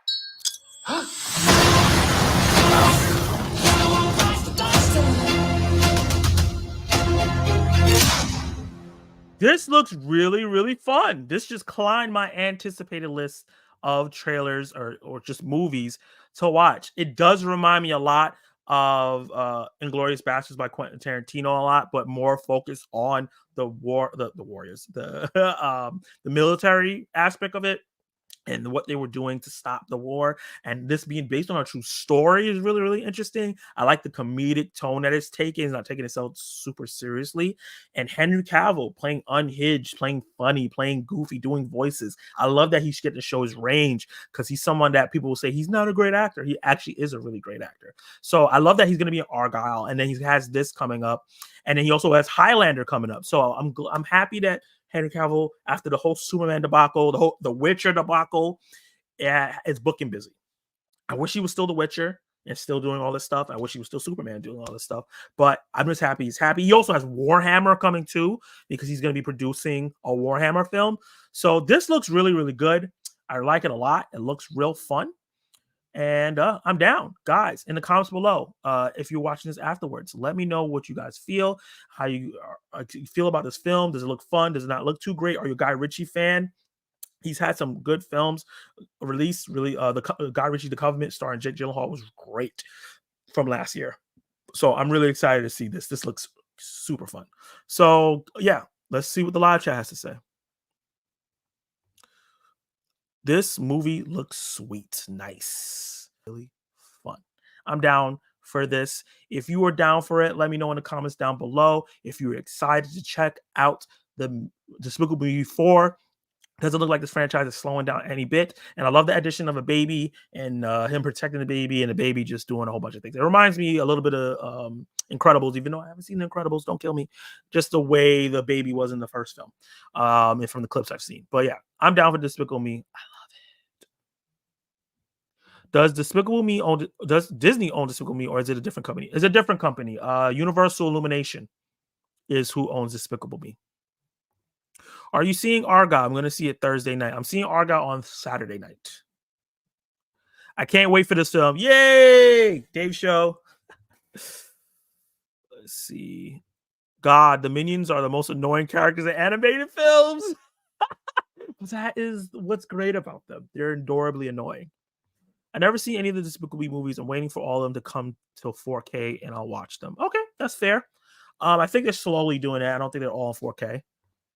Hype and good. They didn't give everything away. Yeah, they didn't give everything away. They gave us like an extended scene, and it showed that it was going to look like it was going to be a lot of fun. So I'm really, really excited about that. Obviously, there's going to be more trailers and TV spots, and that's going to give away everything. But I guess I won't pay attention to those. Wow, I'm a reactor. I'll react to the trailers, not the TV spots, though. I'm seeing Argyle on Friday. Nice. I've avoided all Despicable Me films, including Minions. Don't do it. They're sweet family good time. Watch it. You need to have some happiness in your life, and Despicable Me is there. Hold on. Do I have it? He's so fluffy, I'm gonna die. That's one of the greatest cinematic moments of all time. I love that. I used to quote that crap all the time. The Despicable Me movie looks very funny. It looks very funny. It's crude humor, it's stupid kid humor, but it works. Are you seeing the new Netflix animated film on Friday? We're going to be going over that when I get to the end where we're talking about what's next. Box office stuff and all that stuff still coming. I just switched it up. His brother is my only question for this movie. Yeah. We'll see if they add more. But like you said, they didn't put everything in there. Thoughts on Madam Web? Looking forward to it. I am cautiously optimistic for Madam Web. I'm not super hyped for it, and I'm not down on it. I'm going to watch it because I just want to see what happens. But based on what they've said about like the script and how they was going to connect it to Spider-Man, but now it's not connected to Spider-Man no more, it just doesn't make any sense to do a Madam Web film. There's not much you can do with her character if it's not connected to Spider-Man. Like with El Muerte, Venom, and other characters like that, even Morbius, there's way to do those characters without Spider-Man. Even though Morbius was not good based on what I heard, I just did not watch that film. There's ways to do those characters. Obviously, Venom is working without connecting to Spider-Man. But Madam Web I think it's just too hard of a sell without connecting to Spider-Man properly. I'm seeing Argyle next Tuesday. Okay, nice. Let's go into the final trailer tonight and the one that I'm most excited for, honestly. And this is because it's going to be produced by Jordan Peele, directed by Dev Patel, who I'm a fan of. great actor. I'm interested to see what this trailer is about, but here's the description. The first trailer has been released for Dev Patel's featured directional debut movie Monkey Man. Jordan Peele is producing the action thriller, which was originally going to Netflix, but will now be going to theatrical release via Universal Pictures in April 5th. Patel plays Kid, an anonymous young man who ekes out a meager living in an underground fight club. Night after night, wearing a gorilla mask, he's beaten bloody by popular fighters for cash. After years of suppressed rage, Kid discovers a way to infiltrate the enclave of the city's Sinister's elite. As his childhood trauma boils over, his mysteriously scarred hands unleash an explosive campaign of retribution to settle the score with the men who took everything from him. Inspired by the legend of Hanuman, Patel co-wrote the script, and Paul Anuwagla and John Coley. So 3 people wrote the script. He joined on screen in the film by Charlton Copley, who I'm a fan of. You've seen District 9 and those kind of films. Pito Baj, Vipin Sharma, and a lot of these actors I don't know, but I'm excited to be introduced to them. And a bunch of other actors too. It has a really large cast. I'm excited to check this out. Let's see what Monkey Man's about. Let's pause. Let me do my proper intro. So this is going to be my reaction to Monkey Man, a new Dev Patel. And this is not the correct, hold on. That's not the correct one. There we go.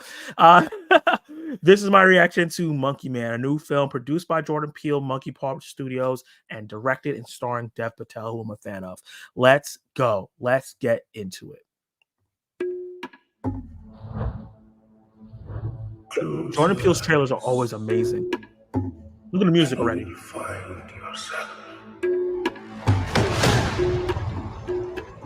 When I was a boy, my mother used to tell me a story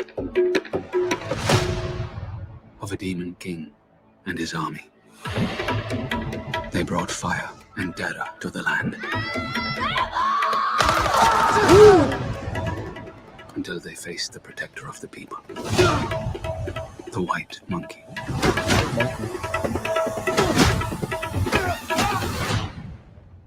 There you are. Ooh. You are a beast. In this city, the rich don't see us as people. Give me the job no one wants to do.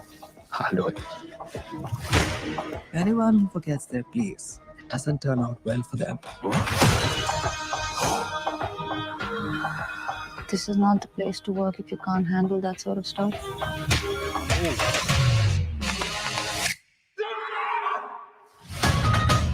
Every day, I've prayed for a way to protect the weak. I've got an answer to every prayer. I call her Nikki. Minaj, big bumper, nice headlights. Let's do it. Okay. I like the flavor of this. Okay.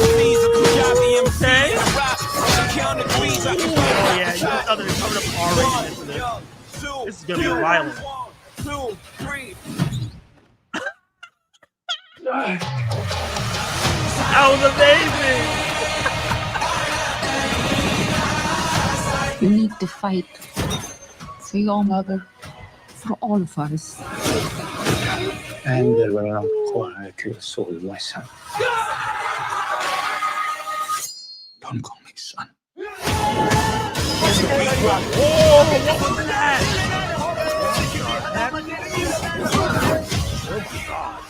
It's time to remember who you are. But only love kills more when they learn.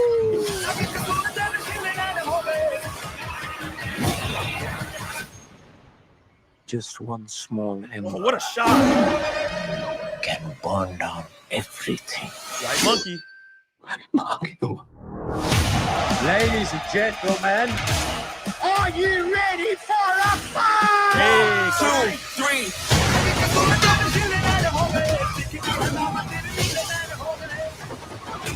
woo, okay, let's go. Yeah. We have new John Wick characters. This looks amazing. You know what? I don't even want to clap my own damn hands. Hold up. I have stuff for this. Let's give this a round of goddamn applause. If I can find it. Where's my round of applause? There we go. That looks absolutely fantastic. Out of all the trailers that I've seen today, which we've seen some really good ones, that is my favorite. Monkey Man looks great. I knew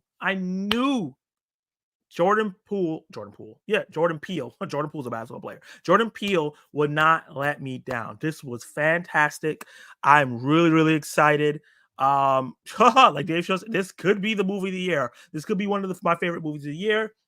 The action looks good, and you can tell that they covered some of the stuff up because it's a trailer, it's not red band, so it's gonna be more violent looking than this. It looks like it's gonna have some good comedy. Him like trying to jump through the window and couldn't do it was perfect. I was like, if they do that, and I love it. Great moment.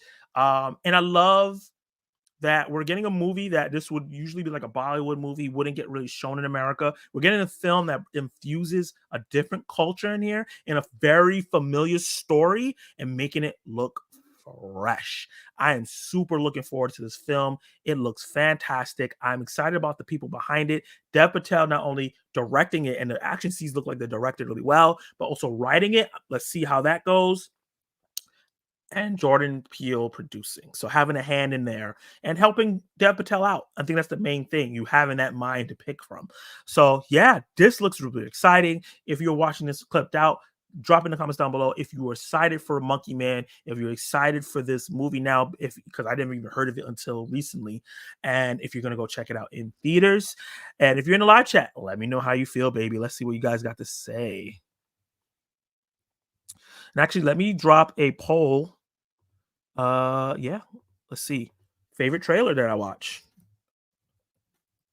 Probably gonna be Monkey Man, but just gonna do it just in case. Monkey Man, the Despicable Me 4 is gonna be DM4. What else we watched? We watched Ghostbusters, and I feel like there was something else. Oh yeah, Henry Cavill film. Which was a great trailer too. Henry Cavill film. So we're going to start that poll. Let me know what was your favorite trailer that we watched out of all of these. Let's see what the chat has to say.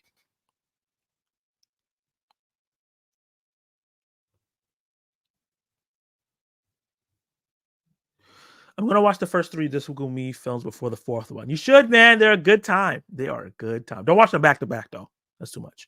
Supergirl was casted, but nobody else could touch Mr. Benoit teaser. She was Supergirl for me. I feel you, man. Depending on how old you are, I get it. But she wasn't comic accurate. I love that show. I love Melissa Benoit. But I really would like a comic accurate Supergirl with a big budget behind it. And a Supergirl, Woman of Tomorrow, the comic book, is great. And it's a great story. It's going to be something very different from the comic book genre that we haven't seen before, or a revenge flick, a female revenge flick, which we've been getting a lot. But in space with a superhero, I think it could do some things, man. It could do something. They position it like that, where it's like a female revenge flick that we've been getting a lot. A capable, but she's a superhero and has powers, and she's facing other people with powers. This could be a game changer. And James Gunn could be a genius. I'm curious about the Tiger Apprentice movie. We'll talk about it soon. A new Jordan Peele movie. Sign me up. Facts. This movie looks great. I'm excited about this one. Been looking forward a new Bollywood film. Hopefully, I know it's technically not Bollywood, but still. Just say a new Indian-inspired film. I think that's the best way to say it. The music, though, yes. One thing I always say, no matter how you feel about Jordan Peele's films, the trailer music and the score and the music in his films are always fantastic. Even the ones that he produced, like Candyman, great music. My local Walmart's doing terrible with their movie game. Got to step it up. Wow, Monkey Man looks good. I'm looking forward to it. Nice. And like you guys said, maybe the movie of the year. If it's Jordan Peele, I'm definitely checking it out. Yeah, a bunch of Jordan Peele fans in here. That is dope. And Collecting Movie Man, I see you, man. Definitely ordering a bunch of steel books and physical media. Physical media all day, baby. Okay. So that was the end of the trailers. We're going to be moving into our last couple segments of the night. This is really, really fun. This might be a shorter stream than usual because there's not a lot of news going on anymore because January is slow. But we're going to be going into one of my favorite segments to do. If I could find the thing. Wait, did I delete it? No. Of the box office. Let's talk about some box office news, guys. Let's see. Am I right? Yeah, there we go. We're gonna talk about the box office news. Kind of talking about how the box office is kind of dead. So what is really funny about this box office news this week is that it was reported that the #1 movie of the weekend was Beekeeper, and how Beekeeper overtook Mean Girls, and this was a big win for David Ayer, and he got the #1 movie and everything like that. But it ended up being that the numbers were skewed a little bit, and we find out that Mean Girls actually was still the #1 movie of the weekend, even with a 40% drop, making $60 million in total. Beekeeper only dropping 22%. Originally was reported 17, but it was a little higher than they expected. And that's interesting because Mean Girls lost theaters as they're starting to wind down. They're probably going to bring it to digital soon. And Beekeeper added theaters. And made $41 million so far on a very small budget. So it's still a win in general. Wonka, doing okay. Only dropped 15%. You would think people would have dropped it totally because we're going to talk about that soon. But yeah, this is probably going to start running out of gas. They're pulling it from theaters. Migration holding on 10%. They made $101 million just domestically so far. Really, really great. The movie was really expensive, so it's not super in the clear, but the fact that this is only in domestic is really great because it was 77 million budget, and plus the worldwide, it's gonna be good for that movie. What I want to talk about with Anyone But You, not only did it have a small drop, 14.4%, as it getting close to that time where we're gonna get it to digital and get to watch it at home, which I definitely want to go check this movie out. And I'm sad that I love romantic comedies. I'm sad I didn't get to watch this one, the biggest one in a long time. $71 million. And why I want to point that out, that first of all, that's a lot of movie for a rom-com. This movie was cheap to make. And that's really, really huge, not only for rom-coms, but really huge for Glenn Powell and Sydney Sweeney, especially Sydney Sweeney. She has a bunch of projects coming out soon. Some of them, like Madam Web's, like, ooh. Then she has that Nun, Exorcist, Virgin Mary horror movie coming out. It looks like it could be cool, but we have so many of those movies coming out. And then also she has Barbarella coming out. I don't know how I feel about that. Let's see how they maybe change things up. But why I want to point out Anyone But You for those things, I want to point them out because Anyone But You made more money than The Boy and the Heron, which I'm happy for because that movie was but Kills the Flower Moon, which is absolutely insane. And which is weird because they added theaters for Kills the Flower Moon. That's why. And it went up. So people went to go check it out. Not much money, but some people went to go watch it. And more money than Napoleon, which is all the way down here. That is insane. Anyone But You made more money than Martin Scorsese and who's the director of Napoleon? Ridley Scott. Insane. Not indicative of maybe the quality of the films. Obviously, well, Napoleon actually is not a good film. I've seen that. Kills the Flower Moon is a really good film. Great to a lot of people. Some people's favorite movie of the year. But I think the 3-hour runtime, I think the divisive reviews for it had hurt the box office. I think mainly the over 3-hour runtime. That movie was long and it felt long. But yeah, Poor Things still in there, adding theaters, doing okay. Not as great as you would think for something that's nominated so much. Aquaman making $400 million to box office, 118 domestically, 400 million 400 million total with the worldwide taken. This is not bad for a movie that you thought no one was going to watch and nobody cared about. It's doing pretty good. The budget wasn't as high as a lot of the superhero films, and it looks like it's going to be doing pretty well. People are still going to watch it in the theaters despite it being on digital, which we'll talk about soon. Godzilla -1 or minus color went back in theaters, full release for the black and white version. Made it into the top 8. It went from 18 to back into the top 10. Pulled in some good amount of money. Totals $55 million, one of the highest grossing foreign films or international films of all time. Japanese film specifically, it overcame Parasite, which is interesting. And I'm excited to see if this helps the director the VFX people because they got nominated for Oscar for VFX, and if any of the cast get put in anything, because the cast is really good. I don't know if they speak English. Well, I haven't seen any interviews, but if they do, I think that cast should get something because they're a big part of why this success. It's not just Godzilla. It's because you're so attached to these characters. They did a fantastic job. American Fiction add-in stuff. Not a lot of people going to check it out at first, but maybe it'll be a slow build up into the Oscars. Yeah, Night Swim in the top 10, but yeah, it's a flop. This is a rare flop by Universal Studios / Blumhouse, but I thought the movie was okay. And I think okay is not enough. I thought people would go see it because it's January, not much is coming out, but people are watching the older films that came out in 2023 and Mean Girls.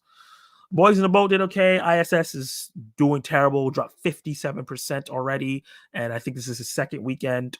Yeah, it just didn't have star power, and the reviews of saying it was okay, not helping. Origin climbing up, which is great. I heard this movie is fantastic. Definitely want to go check it out eventually. Like I said, I'm making a conscious effort to go see Black starring films because I want to reflect the change I want to see. And yeah, the rest of it is kind of, movies that have been around, zone of interest becoming wider, but still not super wide. Iron Claw starting to come out, Oppenheimer, and a bunch of other smaller films that came out in 2023 are just here. These are 2 films that are new, but they have such a small release, 2 theaters and 29 theaters. So these are not wide releases. These are going to be slow build-ups to scene. So yeah, 1 theater, 47 theaters. So these are small movies, as you can see. This is a re-release of movies that probably gonna get wide releases as we going. So yeah, I think that when it comes to Mean Girls, I think that, like I said before, I think the directors will get more work. I think Renee Rapp will get more work. I think that the rest of the cast have a chance to get into other stuff but not run away. The Beekeeper, I think David Ayer has already signed up for his next action film with Jason Statham. That's not a sequel to this. So he's good to go, and this could be considered a success. Wonka, where's the sequel? I don't know why this hasn't been announced yet. I'm hearing that the reason why it hasn't been announced for a sequel for Wonka yet is because the budget, in terms of like Timothée Chalamet is probably waiting for Dune 2 to come out and for that to be a runaway hit, because a lot of people are saying that Dune 2 is going to be way bigger than the first one, and a lot of people are excited for it way more than people thought it was going to be. And I think he's waiting to see that be a big hit. And then he's going to be like, okay, let's do Wonka. You see how I'm becoming a movie star. Give me more money for Wonka 2. I'm really excited for hopefully Wonka 2 to happens. And Migration is just a quiet success. So yeah, those top 5 things are really what I want to talk about, plus Aquaman and Godzilla being standouts. Let me see what the chat is saying before I move into Nielsen top 10.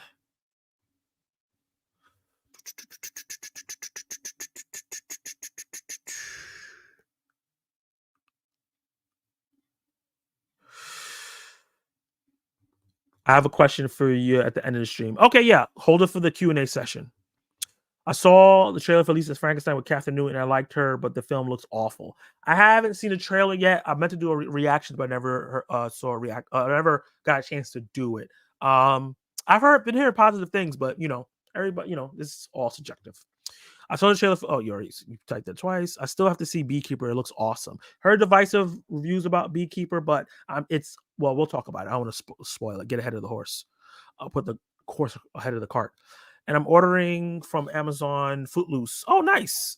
Steelbook and Darkman. Nice. 4K. I'm glad that Beekeeper was the first huge W for this year. Well, I would say that Mean Girls was the first big, huge W for this year. But yeah, Beekeeper is also another W. Dude, I'm shocked that I enjoyed this. I'm not a huge rom-com guy. I love rom-coms, so I'm super excited to check it out. I tried to tell the world about Anyone But You. It was great. I know you gave it a really great review. Ugh, another nun-type movie. I know, but Sydney Sweeney's in it, so I'm going to check it out. I bet Ridley Scott and Martin Scorsese is like shaking their head. They're like, this is not cinema. Oh, how could you do this to me? But like, people don't want to watch your 3-hour movies, man. And then especially that, first of all, they're probably like this. Emotional damage. But also people watch these trailers and then you go into the movie and they're not like the trailers, you know, like it's completely not like the trailers. So I think that that's part of it too. I started reading Killers of the Flower Moon book, and I'm on chapter 4, and it's told on Molly's point of view. Nice. I wish the movie had more of that. I don't know why he didn't focus on that. Still need to see American Fiction. I'm really excited to see your opinion on that. The movie is really funny, and I think you'll enjoy it. But I'm interested. I heard Night Swim is mid. Yeah, I agree. It's not bad. It's not great, but it's just okay. It's a little silly. And I finished Dune book 2. Nice. And I've heard the director has already started writing the script for Dune Part 3. Yep. I think he said he's done with the script for Dune Part 3. So they just got to film it. I finally watched Dune Part 1 over my freeze, and I kind of dug it. Need to watch it again closer to Dune Part 2. I'm glad that you dug it, man. Great film. Love Dune Part 1. Oh, I forgot I had a poll. Let's see what the guys said in the poll. Where is it? So, favorite trailer of the night. 50% said Monkey Man. Oh wow, people loved Despicable Me 4, and some people liked Henry Cavill film. That's great. I like the diversity there. Love the diversity there. So let's move on to the Nielsen top 10. This is going to be, Nielsen's always like 2 weeks behind.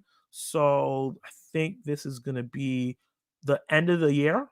Yeah, Rebel Moon climbed to the number 1. Before this, Leave the World Behind was ahead for like the first 2 weeks. Rebel Moon finally climbed the number 1 in the United States. No, I think this might be worldwide. This is worldwide. Top 10. Oh, American. So this is just America. Rebel Moon, Leave the World Behind, Meg to the Trench, Dave Show's favorite movie of 2023. Number 3. Didn't do crazy, but it's number 3. Super Mario movie because of Netflix. Barbie, got on Max. Home Alone, Elf, and obviously for Christmas movies, those are the ultimate pendulum Christmas films. I'm glad Gran Turismo people are watching it. And then what are these movies? Sniper Ultimate Kill and Sniper Assassins, and these sounds like video games. Never heard of these franchises, but they popped on the top 10 list. They're on Netflix if you want to check them out. Yeah, that is for Nielsen. And then let's jump right into the Netflix one. This is for United States. This is actually for last week. No, January 22nd to January 28th. So that's this week right now. So this is current. The number 1 movie on Netflix right now is a movie called The Hill. And I'm not sure if this is a Netflix original. How do I go back? Netflix. Let me scroll back. I don't want to click on yeah. I'm not sure if this is a Netflix original. This doesn't look like a Netflix original, but The Hill's number 1. It was number 2, so it climbed. Legend of Tarzan, The Lift. So Kevin Hart's movie dropped a bit. Super Mario movie. I'm happy to see Dumb Money on the list. It was number 1 for a little while, dropped to number 5. But really, really great film. Really finally got to see it. I heard divisive things about it, so I didn't get to check it out in theaters, but I ended up really, really enjoying it. Really, really fun. Queen Pins, Postcard Killings, Queen Bees, Fried Green Tomatoes, and Blood and Bone finished the top 10 for Netflix in films. So that's the end of Attacking the Box Office. Very, very quiet box office streaming and things. And we're going to get into the last segment of the night before we get into the Q&A section. Let's see what you guys have to say before I do that. I told you, Zach, we slowly taking over. I also enjoyed Dumb Money. I'm glad you did, man. Okay, so let's get into the next section. One thing that I like to call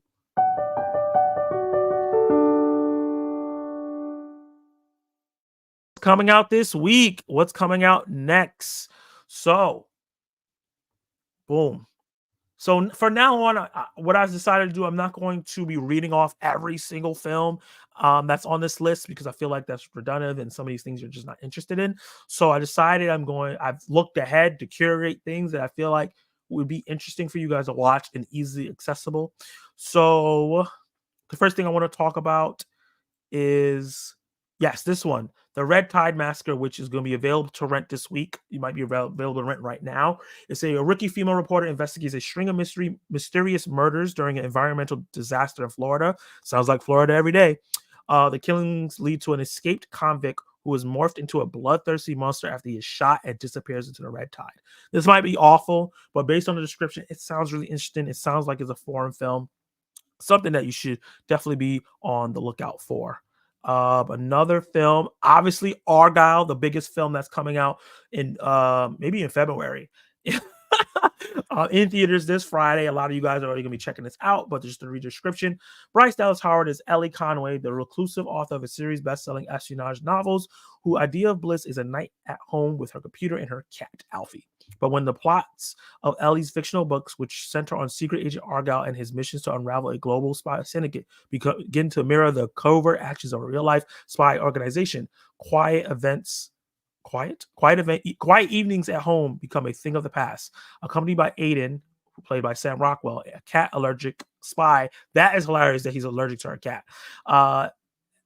Ellie races across the world to stay one step ahead of the killers as the lines between Ellie's fictional world and real worlds begin to blur. Sounds like a very interesting, original idea that I'm really, really interested to see. Starring Henry Cavill, Bryce Dallas Howard, Dua Lipa, John Cena, Sam Rockwell, Bryan Cranston, Samuel Jackson, Matthew Vaughn is directing, and a whole bunch of other people that's not listed here. This is the biggest movie that's coming out this Friday, and the trailers have looked fun. I'm interesting enough, they only used one trailer. We haven't seen, I think they had like a teaser trailer, and then they had like a expanded one, and that was it. So I feel like there's going to be a lot of surprises in this film that we don't see coming. Another thing that I wanted to shout out here was Fitting In, because this is starring Maddie Ziegler, who I like. This is going to be limited release in theaters. It's a coming-of-age dramedy that follows a 16-year-old Lindy, played by Maddie Ziegler, who is unexpectedly diagnosed with a reproductive condition, MRKH syndrome. The diagnosis upends her plans to have sex, her presumptions about womanhood and sexuality, her relationship with her mother, and most importantly, herself. Sounds really interesting. It's a disease I've never heard of. And yeah, I love it. And it's rated R, so something's gonna happen here. So it's interesting to see what's gonna happen here. Emily Hampshire, Maddie Ziegler, two actresses that I know of and are pretty good.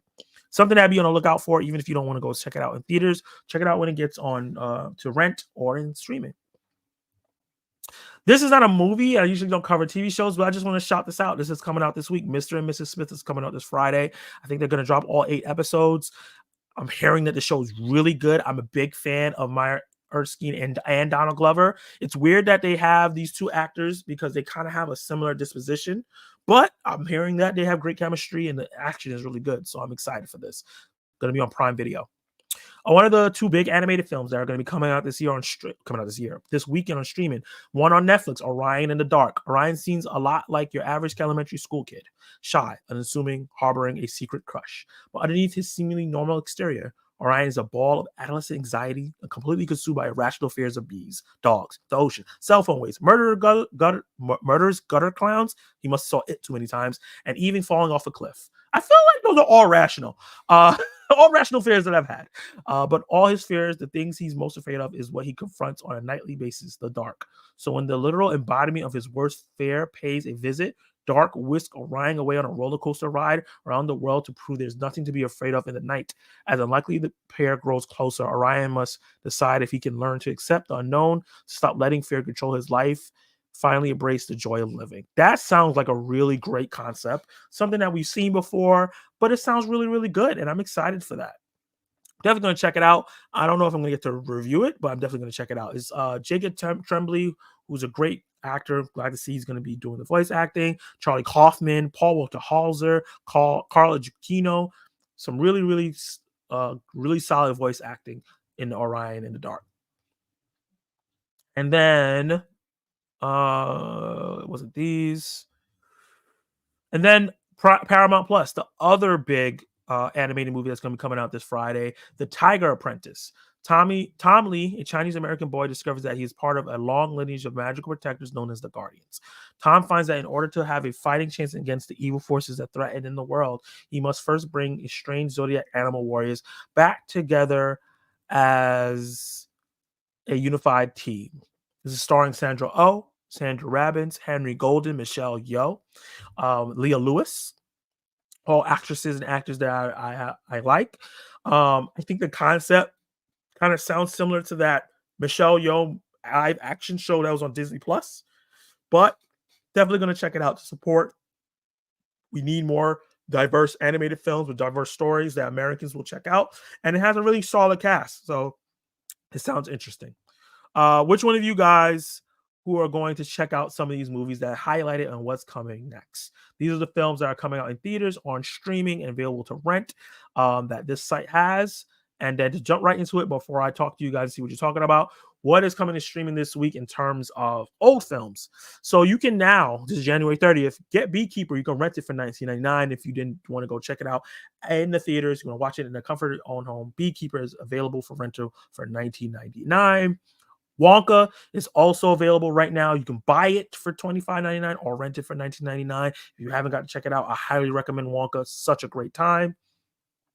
Shortcomings, which is a film that was heralded, and I'm finally get to see it. It's coming out on February 1st. That's not this Friday. That is this Thursday. It's going to be on Netflix. Really, really excited to check this out.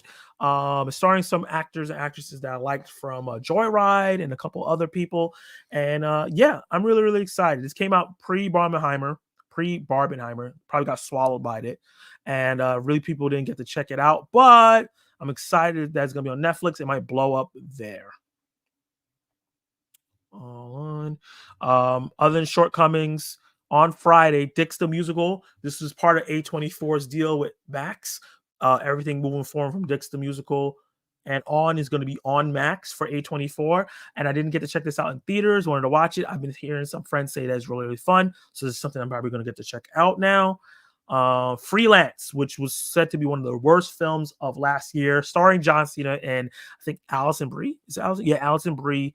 Cost $40 million and did not make his money back at all and got critically destroyed. It'll be on Hulu. So if you want to check it out for yourself and see if it's actually good, you have a chance there. And Komoko City. Oh, this is a documentary that was talked about a lot, and it's going to be on Paramount Plus / Showtime. You can definitely check this out. Orion the Dark, we talked about Netflix. Past Lives, one of the movies that's going to be not Oscar nominated, is going to be available on Paramount Plus / Showtime, because this is one of the last films that they're going to get from A24. So if you have not got to check out Past Lives yet, missed it in theaters, didn't get to rent it, you'll be able to get to stream it on Paramount Plus. We talked about Tiger Apprentice already, and that's everything that is going to be streaming and being released that you'll be enjoying coming soon. And that is the end of what's coming out this week. This whoever's left in the stream. I know a few people wanted to ask me questions in the Q&A section. Here's the Q&A to wrap it up. If you guys are here.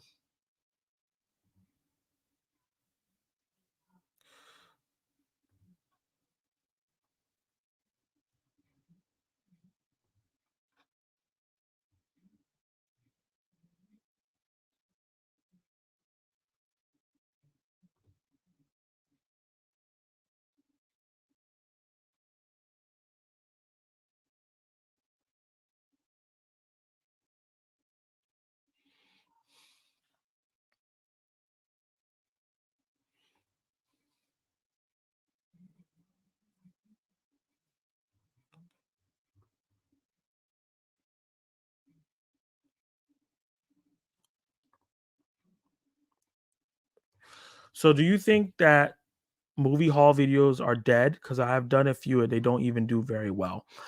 That's a good question. I don't think any type of video is dead. I think that you just have to find a unique way to do it that other people aren't doing it. There's a lot of people who are doing movie haul videos, and I think that people need to find a way to start innovating. Just like with reviews, reactions, thumbnails, all these type of videos. There's so many people doing everything. And sorry about that popping noise. That's my radiator. It's cold in my apartment. There's so many people doing these things. You got to find your own unique way to do it. Showcase the movies, talk about it. Just find something different for the way to show them. So I don't think they're completely dead, but a lot of people are doing it. So if you're just showing the steelbook on there, that might not be enough for people. If you want to give some exciting details, if you watch the movie and there's some special edition stuff, if something is rare, maybe you want to do that and find rare movie hauls. But just doing a regular movie haul is going to be hard to attract a lot of people to watch, because it's like physical media is starting to die. So it's hard, or physical media interest starting to wane, and because of the Best Buy thing, and it's just harder to get and everything.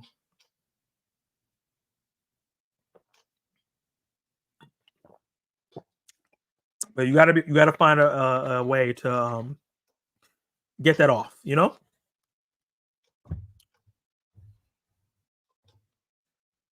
Did you hear about the new Christopher Reeves documentary that was in Sundance Films Festival coming to Max? That's called Superman. I think it's called Superman.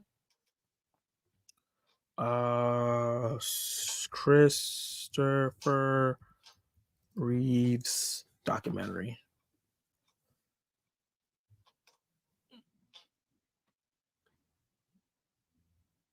Yeah, Super/Man. Yeah, I heard about it. I heard that it was at Sundance. I heard it got good reviews. It's gonna be coming to HBO Max soon. Make sense, buddy. Make sense, buddy. Thanks for the answer. Look, you know what I gotta say, guys? My stream fatigue is getting better. I used to be like hour and 30 minutes into my streams. Like, oh boy, I'm getting tired. But I don't feel tired. Maybe because I'm getting some caffeine in me. But I feel pretty good. If I feel like I don't look tired. I didn't stutter on my words. Maybe I'm just getting better at this. While I wait for more questions, because I'm probably going to be, you know, if the questions keep coming in, I'm going to be on for another 12 minutes. And I gifted a membership. I was hoping it gave to somebody that was in the live stream, but it gave it to someone that's not. And that's fine. It gave it to Mama Bear Air Art Doll. Welcome to the channel members, baby. And speaking of channel memberships, I just want to shout out my channel members real quick while you guys load up questions. While we have like, I think it's 11 minutes left before I hop off. So I want to shout out my channel members on the producers tier. I want to thank you for everybody here that has been supporting me so far. Have you seen with T, Spoiler Kings, DJ Family of Nerds? Had to change that because he changed his name. Go check him out. Zeke. Oh, check out Have You Seen with T, Spoiler Kings as well. Zeke, Basic Moose, Mayan, Dello Movies. He saw him in the chat. Go check him out. On My Mind. Ted's made this also in the chat, and I just realized Q&A is covering up Screens and Reviews. Screens and Reviews, Collector Movement, who's also in the chat. Go check him out on his channel as well. And to shout out the people on a little bit of a higher tier, the Screenwriter tier, Kenny Sparks, friend of the channel, like many people in the channel members. Go check him out. Clay Poindexter, a personal real life friend who I'm going to be going to see in Argyle with. And Dark Movies, who I haven't got to see in these chats a lot. He's in a different country, so this is probably too late for him. But yeah, beloved channel members, thank you so much for making this channel progress and make this make more sense. Speaking of channel members, Collective Movie Man. Hey, I just wanted to ask, what's the best way to try not to stutter on your live stream? Because sometimes I stutter or I forget things I want to say, and then it takes me a few minutes to remember. Just repetition, dude. It's repetition. The reason why I've gotten better at live streams is because I do them every week. If you only do them once a month, every other week, if it's like if you don't have a set thing, that just go with reviews, trailer reactions, anything you do on YouTube, the more you do it and you make the conscious effort and watch back, okay, I didn't like that, you'll get better. And you'll realize, okay, I'm losing my train of thought. Let's move into something else. Well, another thing is also try not to just talk on for too long. I know I talk a lot, obviously, and I have to because I'm by myself, but I try not to just talk. Like I read the articles and I'll spurse my opinion between the articles. So I know when I have to stop and then go straight into the next one. Having those visuals help. Then I'll go to a comment, then I'll come back to the article. And, you know, having that variety and not just trying to talk will help with that train of thought loss. Sorry. But the most important thing is not to do it when you're tired, because, you know, if you're tired, you're going to stutter. And not to not have practice. Live stream. You got to live stream. Your first couple live streams are going to be Garbito, just like mine. And I don't think my live streams are amazing yet, but I think they've gotten better week by week. Even me rearranging where I do, what's it called? What's the word I'm looking for? The way I put the box office I used to do in the beginning and do the what's coming at the end, because I thought that would be a good bookend, but I realized that's not great for upcoming viewers. I think that just trying things and just practicing will help. Other than Doom Part 2 and Deadpool 3, what other movies do you think will stand out this year? Damn. What's coming out in 2024? That's hard. What will stand out? I think Kung Fu Panda has an opportunity to stand out. Ghostbusters Afterlife did the first one did good, so I can see that standing out. Why is it so? Oh yeah, because I was zoomed in. Let's see what else is coming out. Ghostbusters, Godzilla Kong, the New Empire, definitely has a chance to stand out. Let's see, The Fall Guy has a chance to stand out with Ryan Gosling, Emily Blunt. Kingdom of the Planet of the Apes, depending on how great it is, has a chance. Furiosa has kind of a chance. It didn't get the best reception right away. If Ballerina actually comes out this year, that's a huge chance. Bad Boys 4, Inside Out 2, Quiet Place Day 1, Despicable Me 4. If Twisters is as good as it looks, it definitely can. It has Daisy Edgar Jones, Glenn Powell, Anthony Ramos in there. 3 people that all have a fan base now. If the Borderlands movie actually comes out and is good, definitely. We're supposed to be getting an Alien movie that definitely has a chance. Isabella Mercado's in this, and she's getting a lot of work. She's in Madam Web. She's going to be in Superman Legacy. She's going to be in the Alien movie. Insane. And she's going to be in Last of Us Season 2. I don't think Craven has a chance. Beetlejuice has a chance. Transformers 1 has a chance. Joker. I think Venom 3 still has a chance. Gladiator 2. So those are films that I think people are forgetting. Lord of the Rings, The War of Rohirrim, I don't know how to say that, has a huge chance. Mufasa, Lion King, even though people talk about it. Sonic the Hedgehog 3 are films that have a chance. So those are just a couple. We have a lot of films that are coming out, but they're just coming out in the summer and later. We don't have a lot of stuff before then.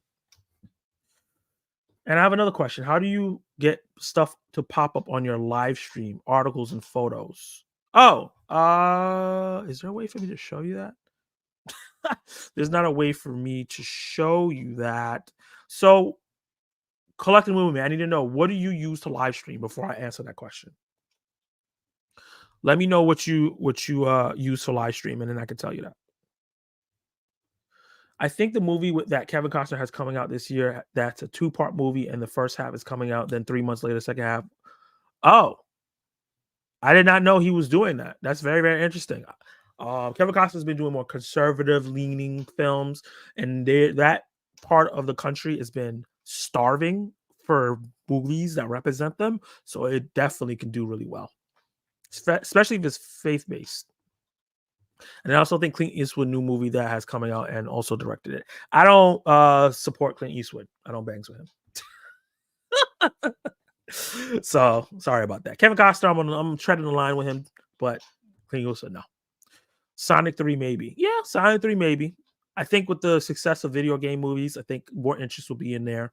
I think Sonic 2 did better than Sonic 1 box office wise and critical. So I think that Sonic 3, if they do it right, could really, I don't know, it's not $1 billion, but could do really, really well. I usually YouTube and StreamYard. So on StreamYard, when you're in StreamYard, on the bottom, it says mute, stop cam, settings, present. So there you click present and you hit share screen. And once you hit share screen, pop-up will pop up and it's going to have all the tabs you have open. So pre-open the tabs. So if you have any articles or any articles that you want on there that you want to show and read and stuff like that, or watch a trailer or anything like that, have it loaded up already on a tab, and then you can connect. You can hit, when you hit present, it shares screen. Then you can click on it, press share, and then it'll have it so it shows what you're sharing and you. And then in order to show pictures and things like that, there is a section on StreamYard on the right side called brand. The way I put my channel member stuff up like this, that is called overlay. So it overlays the picture over you, but you can still talk. And then there's a section right under overlay called video clips. So that's where I put my intro to my channel, all the transition stuff that I do, rapid fire news, attack of the box office, yada, yada, yada, my memes. And then there's a section for background. So if you have a specific background you want to put, which a lot of people do, and maybe eventually I will, you can put it there. And then background music is where I put my sound effects. But you also can have background music if you want. I tried to do that once, but it interfered with how my voice sounded, so I didn't. But there's they give you default ones like this.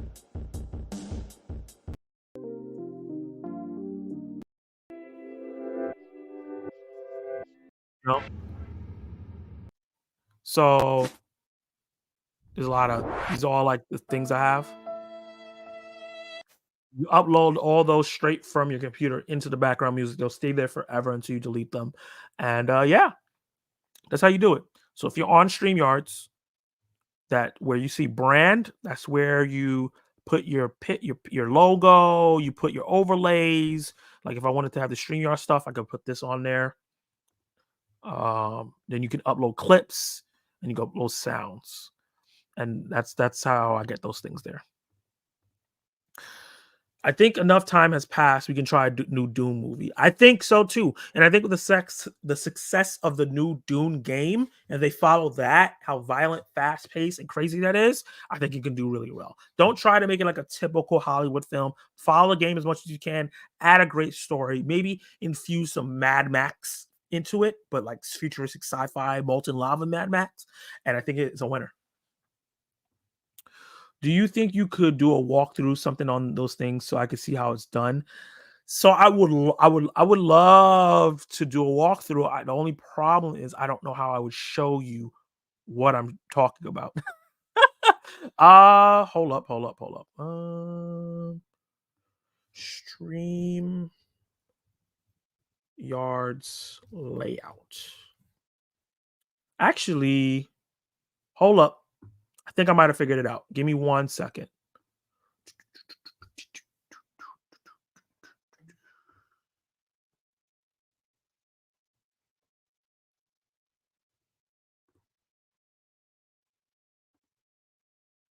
All right. Oh, myself. I might have figured it out. There we go.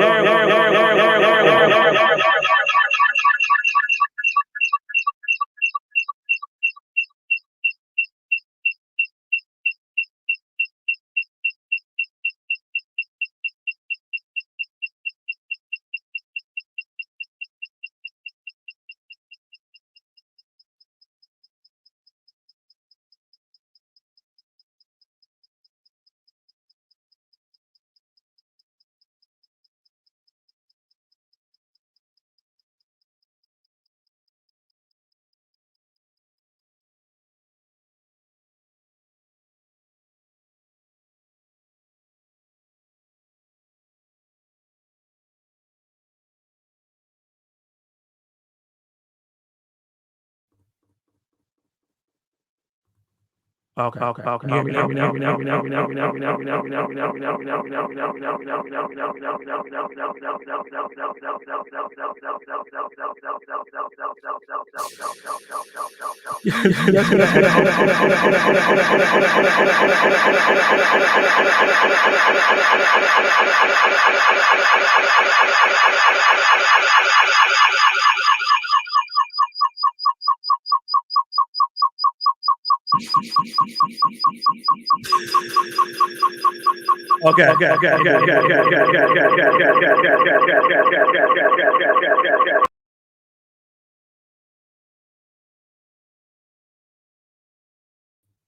All right.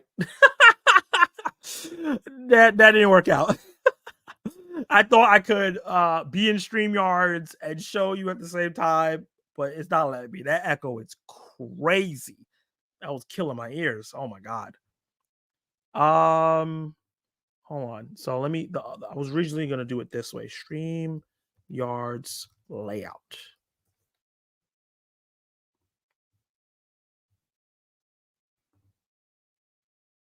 I kind of just want to see. Okay. I could do it this way. He said that was insane. Yeah, I felt like I was in a multiverse or something. Okay. So I think this is the best way I can do it.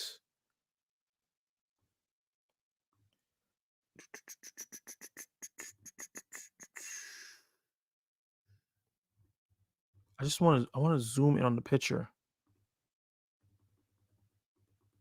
Okay. All right. So right now,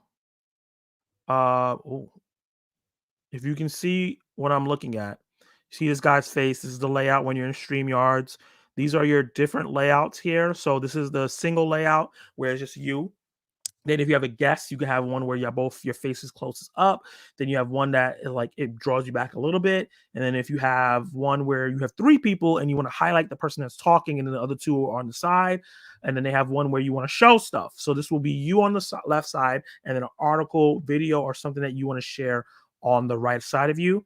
Then if you have a guest with you and you want to show something, then they have it where it will be two of you smaller, the video or article bigger. And then this one right here is the article video really big and you small on the side. And then this one will get rid of you completely and just show whatever you're sharing. In order to share in StreamYards, you'll go down here. So you can see is mute, stop cam if you want to turn your camera off, camera mic, and then share. I think that's interesting. So usually down here it says present. So if it says present here, you click on it, and then it's gonna bring up all your tabs that you have open. You can click on that and then hit share, and then it will share it on the screen in one of those modes that you have selected. And what else? And this is the best way I could probably do it. And the other way would be here where I was talking about brands. I know it's kind of blurry. This is where you can upload clips, overlays, pictures, videos, sound effects, and things like that. But I'm pretty sure there are YouTube videos and tutorials that will help you figure that out. But that's like the best way I can do it. That's fine if you can't do it. I'll try to figure it out myself. We can't hear you. You don't have to worry about it. I'll try to. Okay. Yeah, really bad echo. That was insane. Yeah. So I'll definitely try it out. But yeah, this was really, really fun, guys. Thank you for joining another Zack Attack News Live. Join the Q&A section. Just talking, playing with the polls, talking about each subject. This was really great. And let me know in the comments down below if you guys like the new format with me just jumping into the topics. The main topics that I'm advertising, rapid fire news, trailer reactions. There's some trailer reactions I want to do, and then doing the box office and what's coming next at the end. Because I think that might be a better way to do it. I just want to thank, Dave Show, Michael 10159. Who else was in here? Collector Movie Man, obviously always supporting the channel. Johnny Don't Studios, who's usually not in the live stream. Thank you for joining the live stream and contributing. We had a few other. Ted's Made This was here earlier. Have You Seen What T was throughout. Dell on Movies. Brody Bro Show, Enviro Earth 2. Let's see who else was in here. Pert Minded jumped in.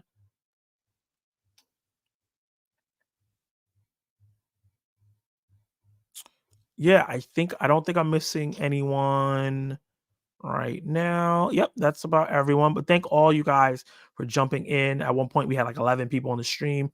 That was awesome.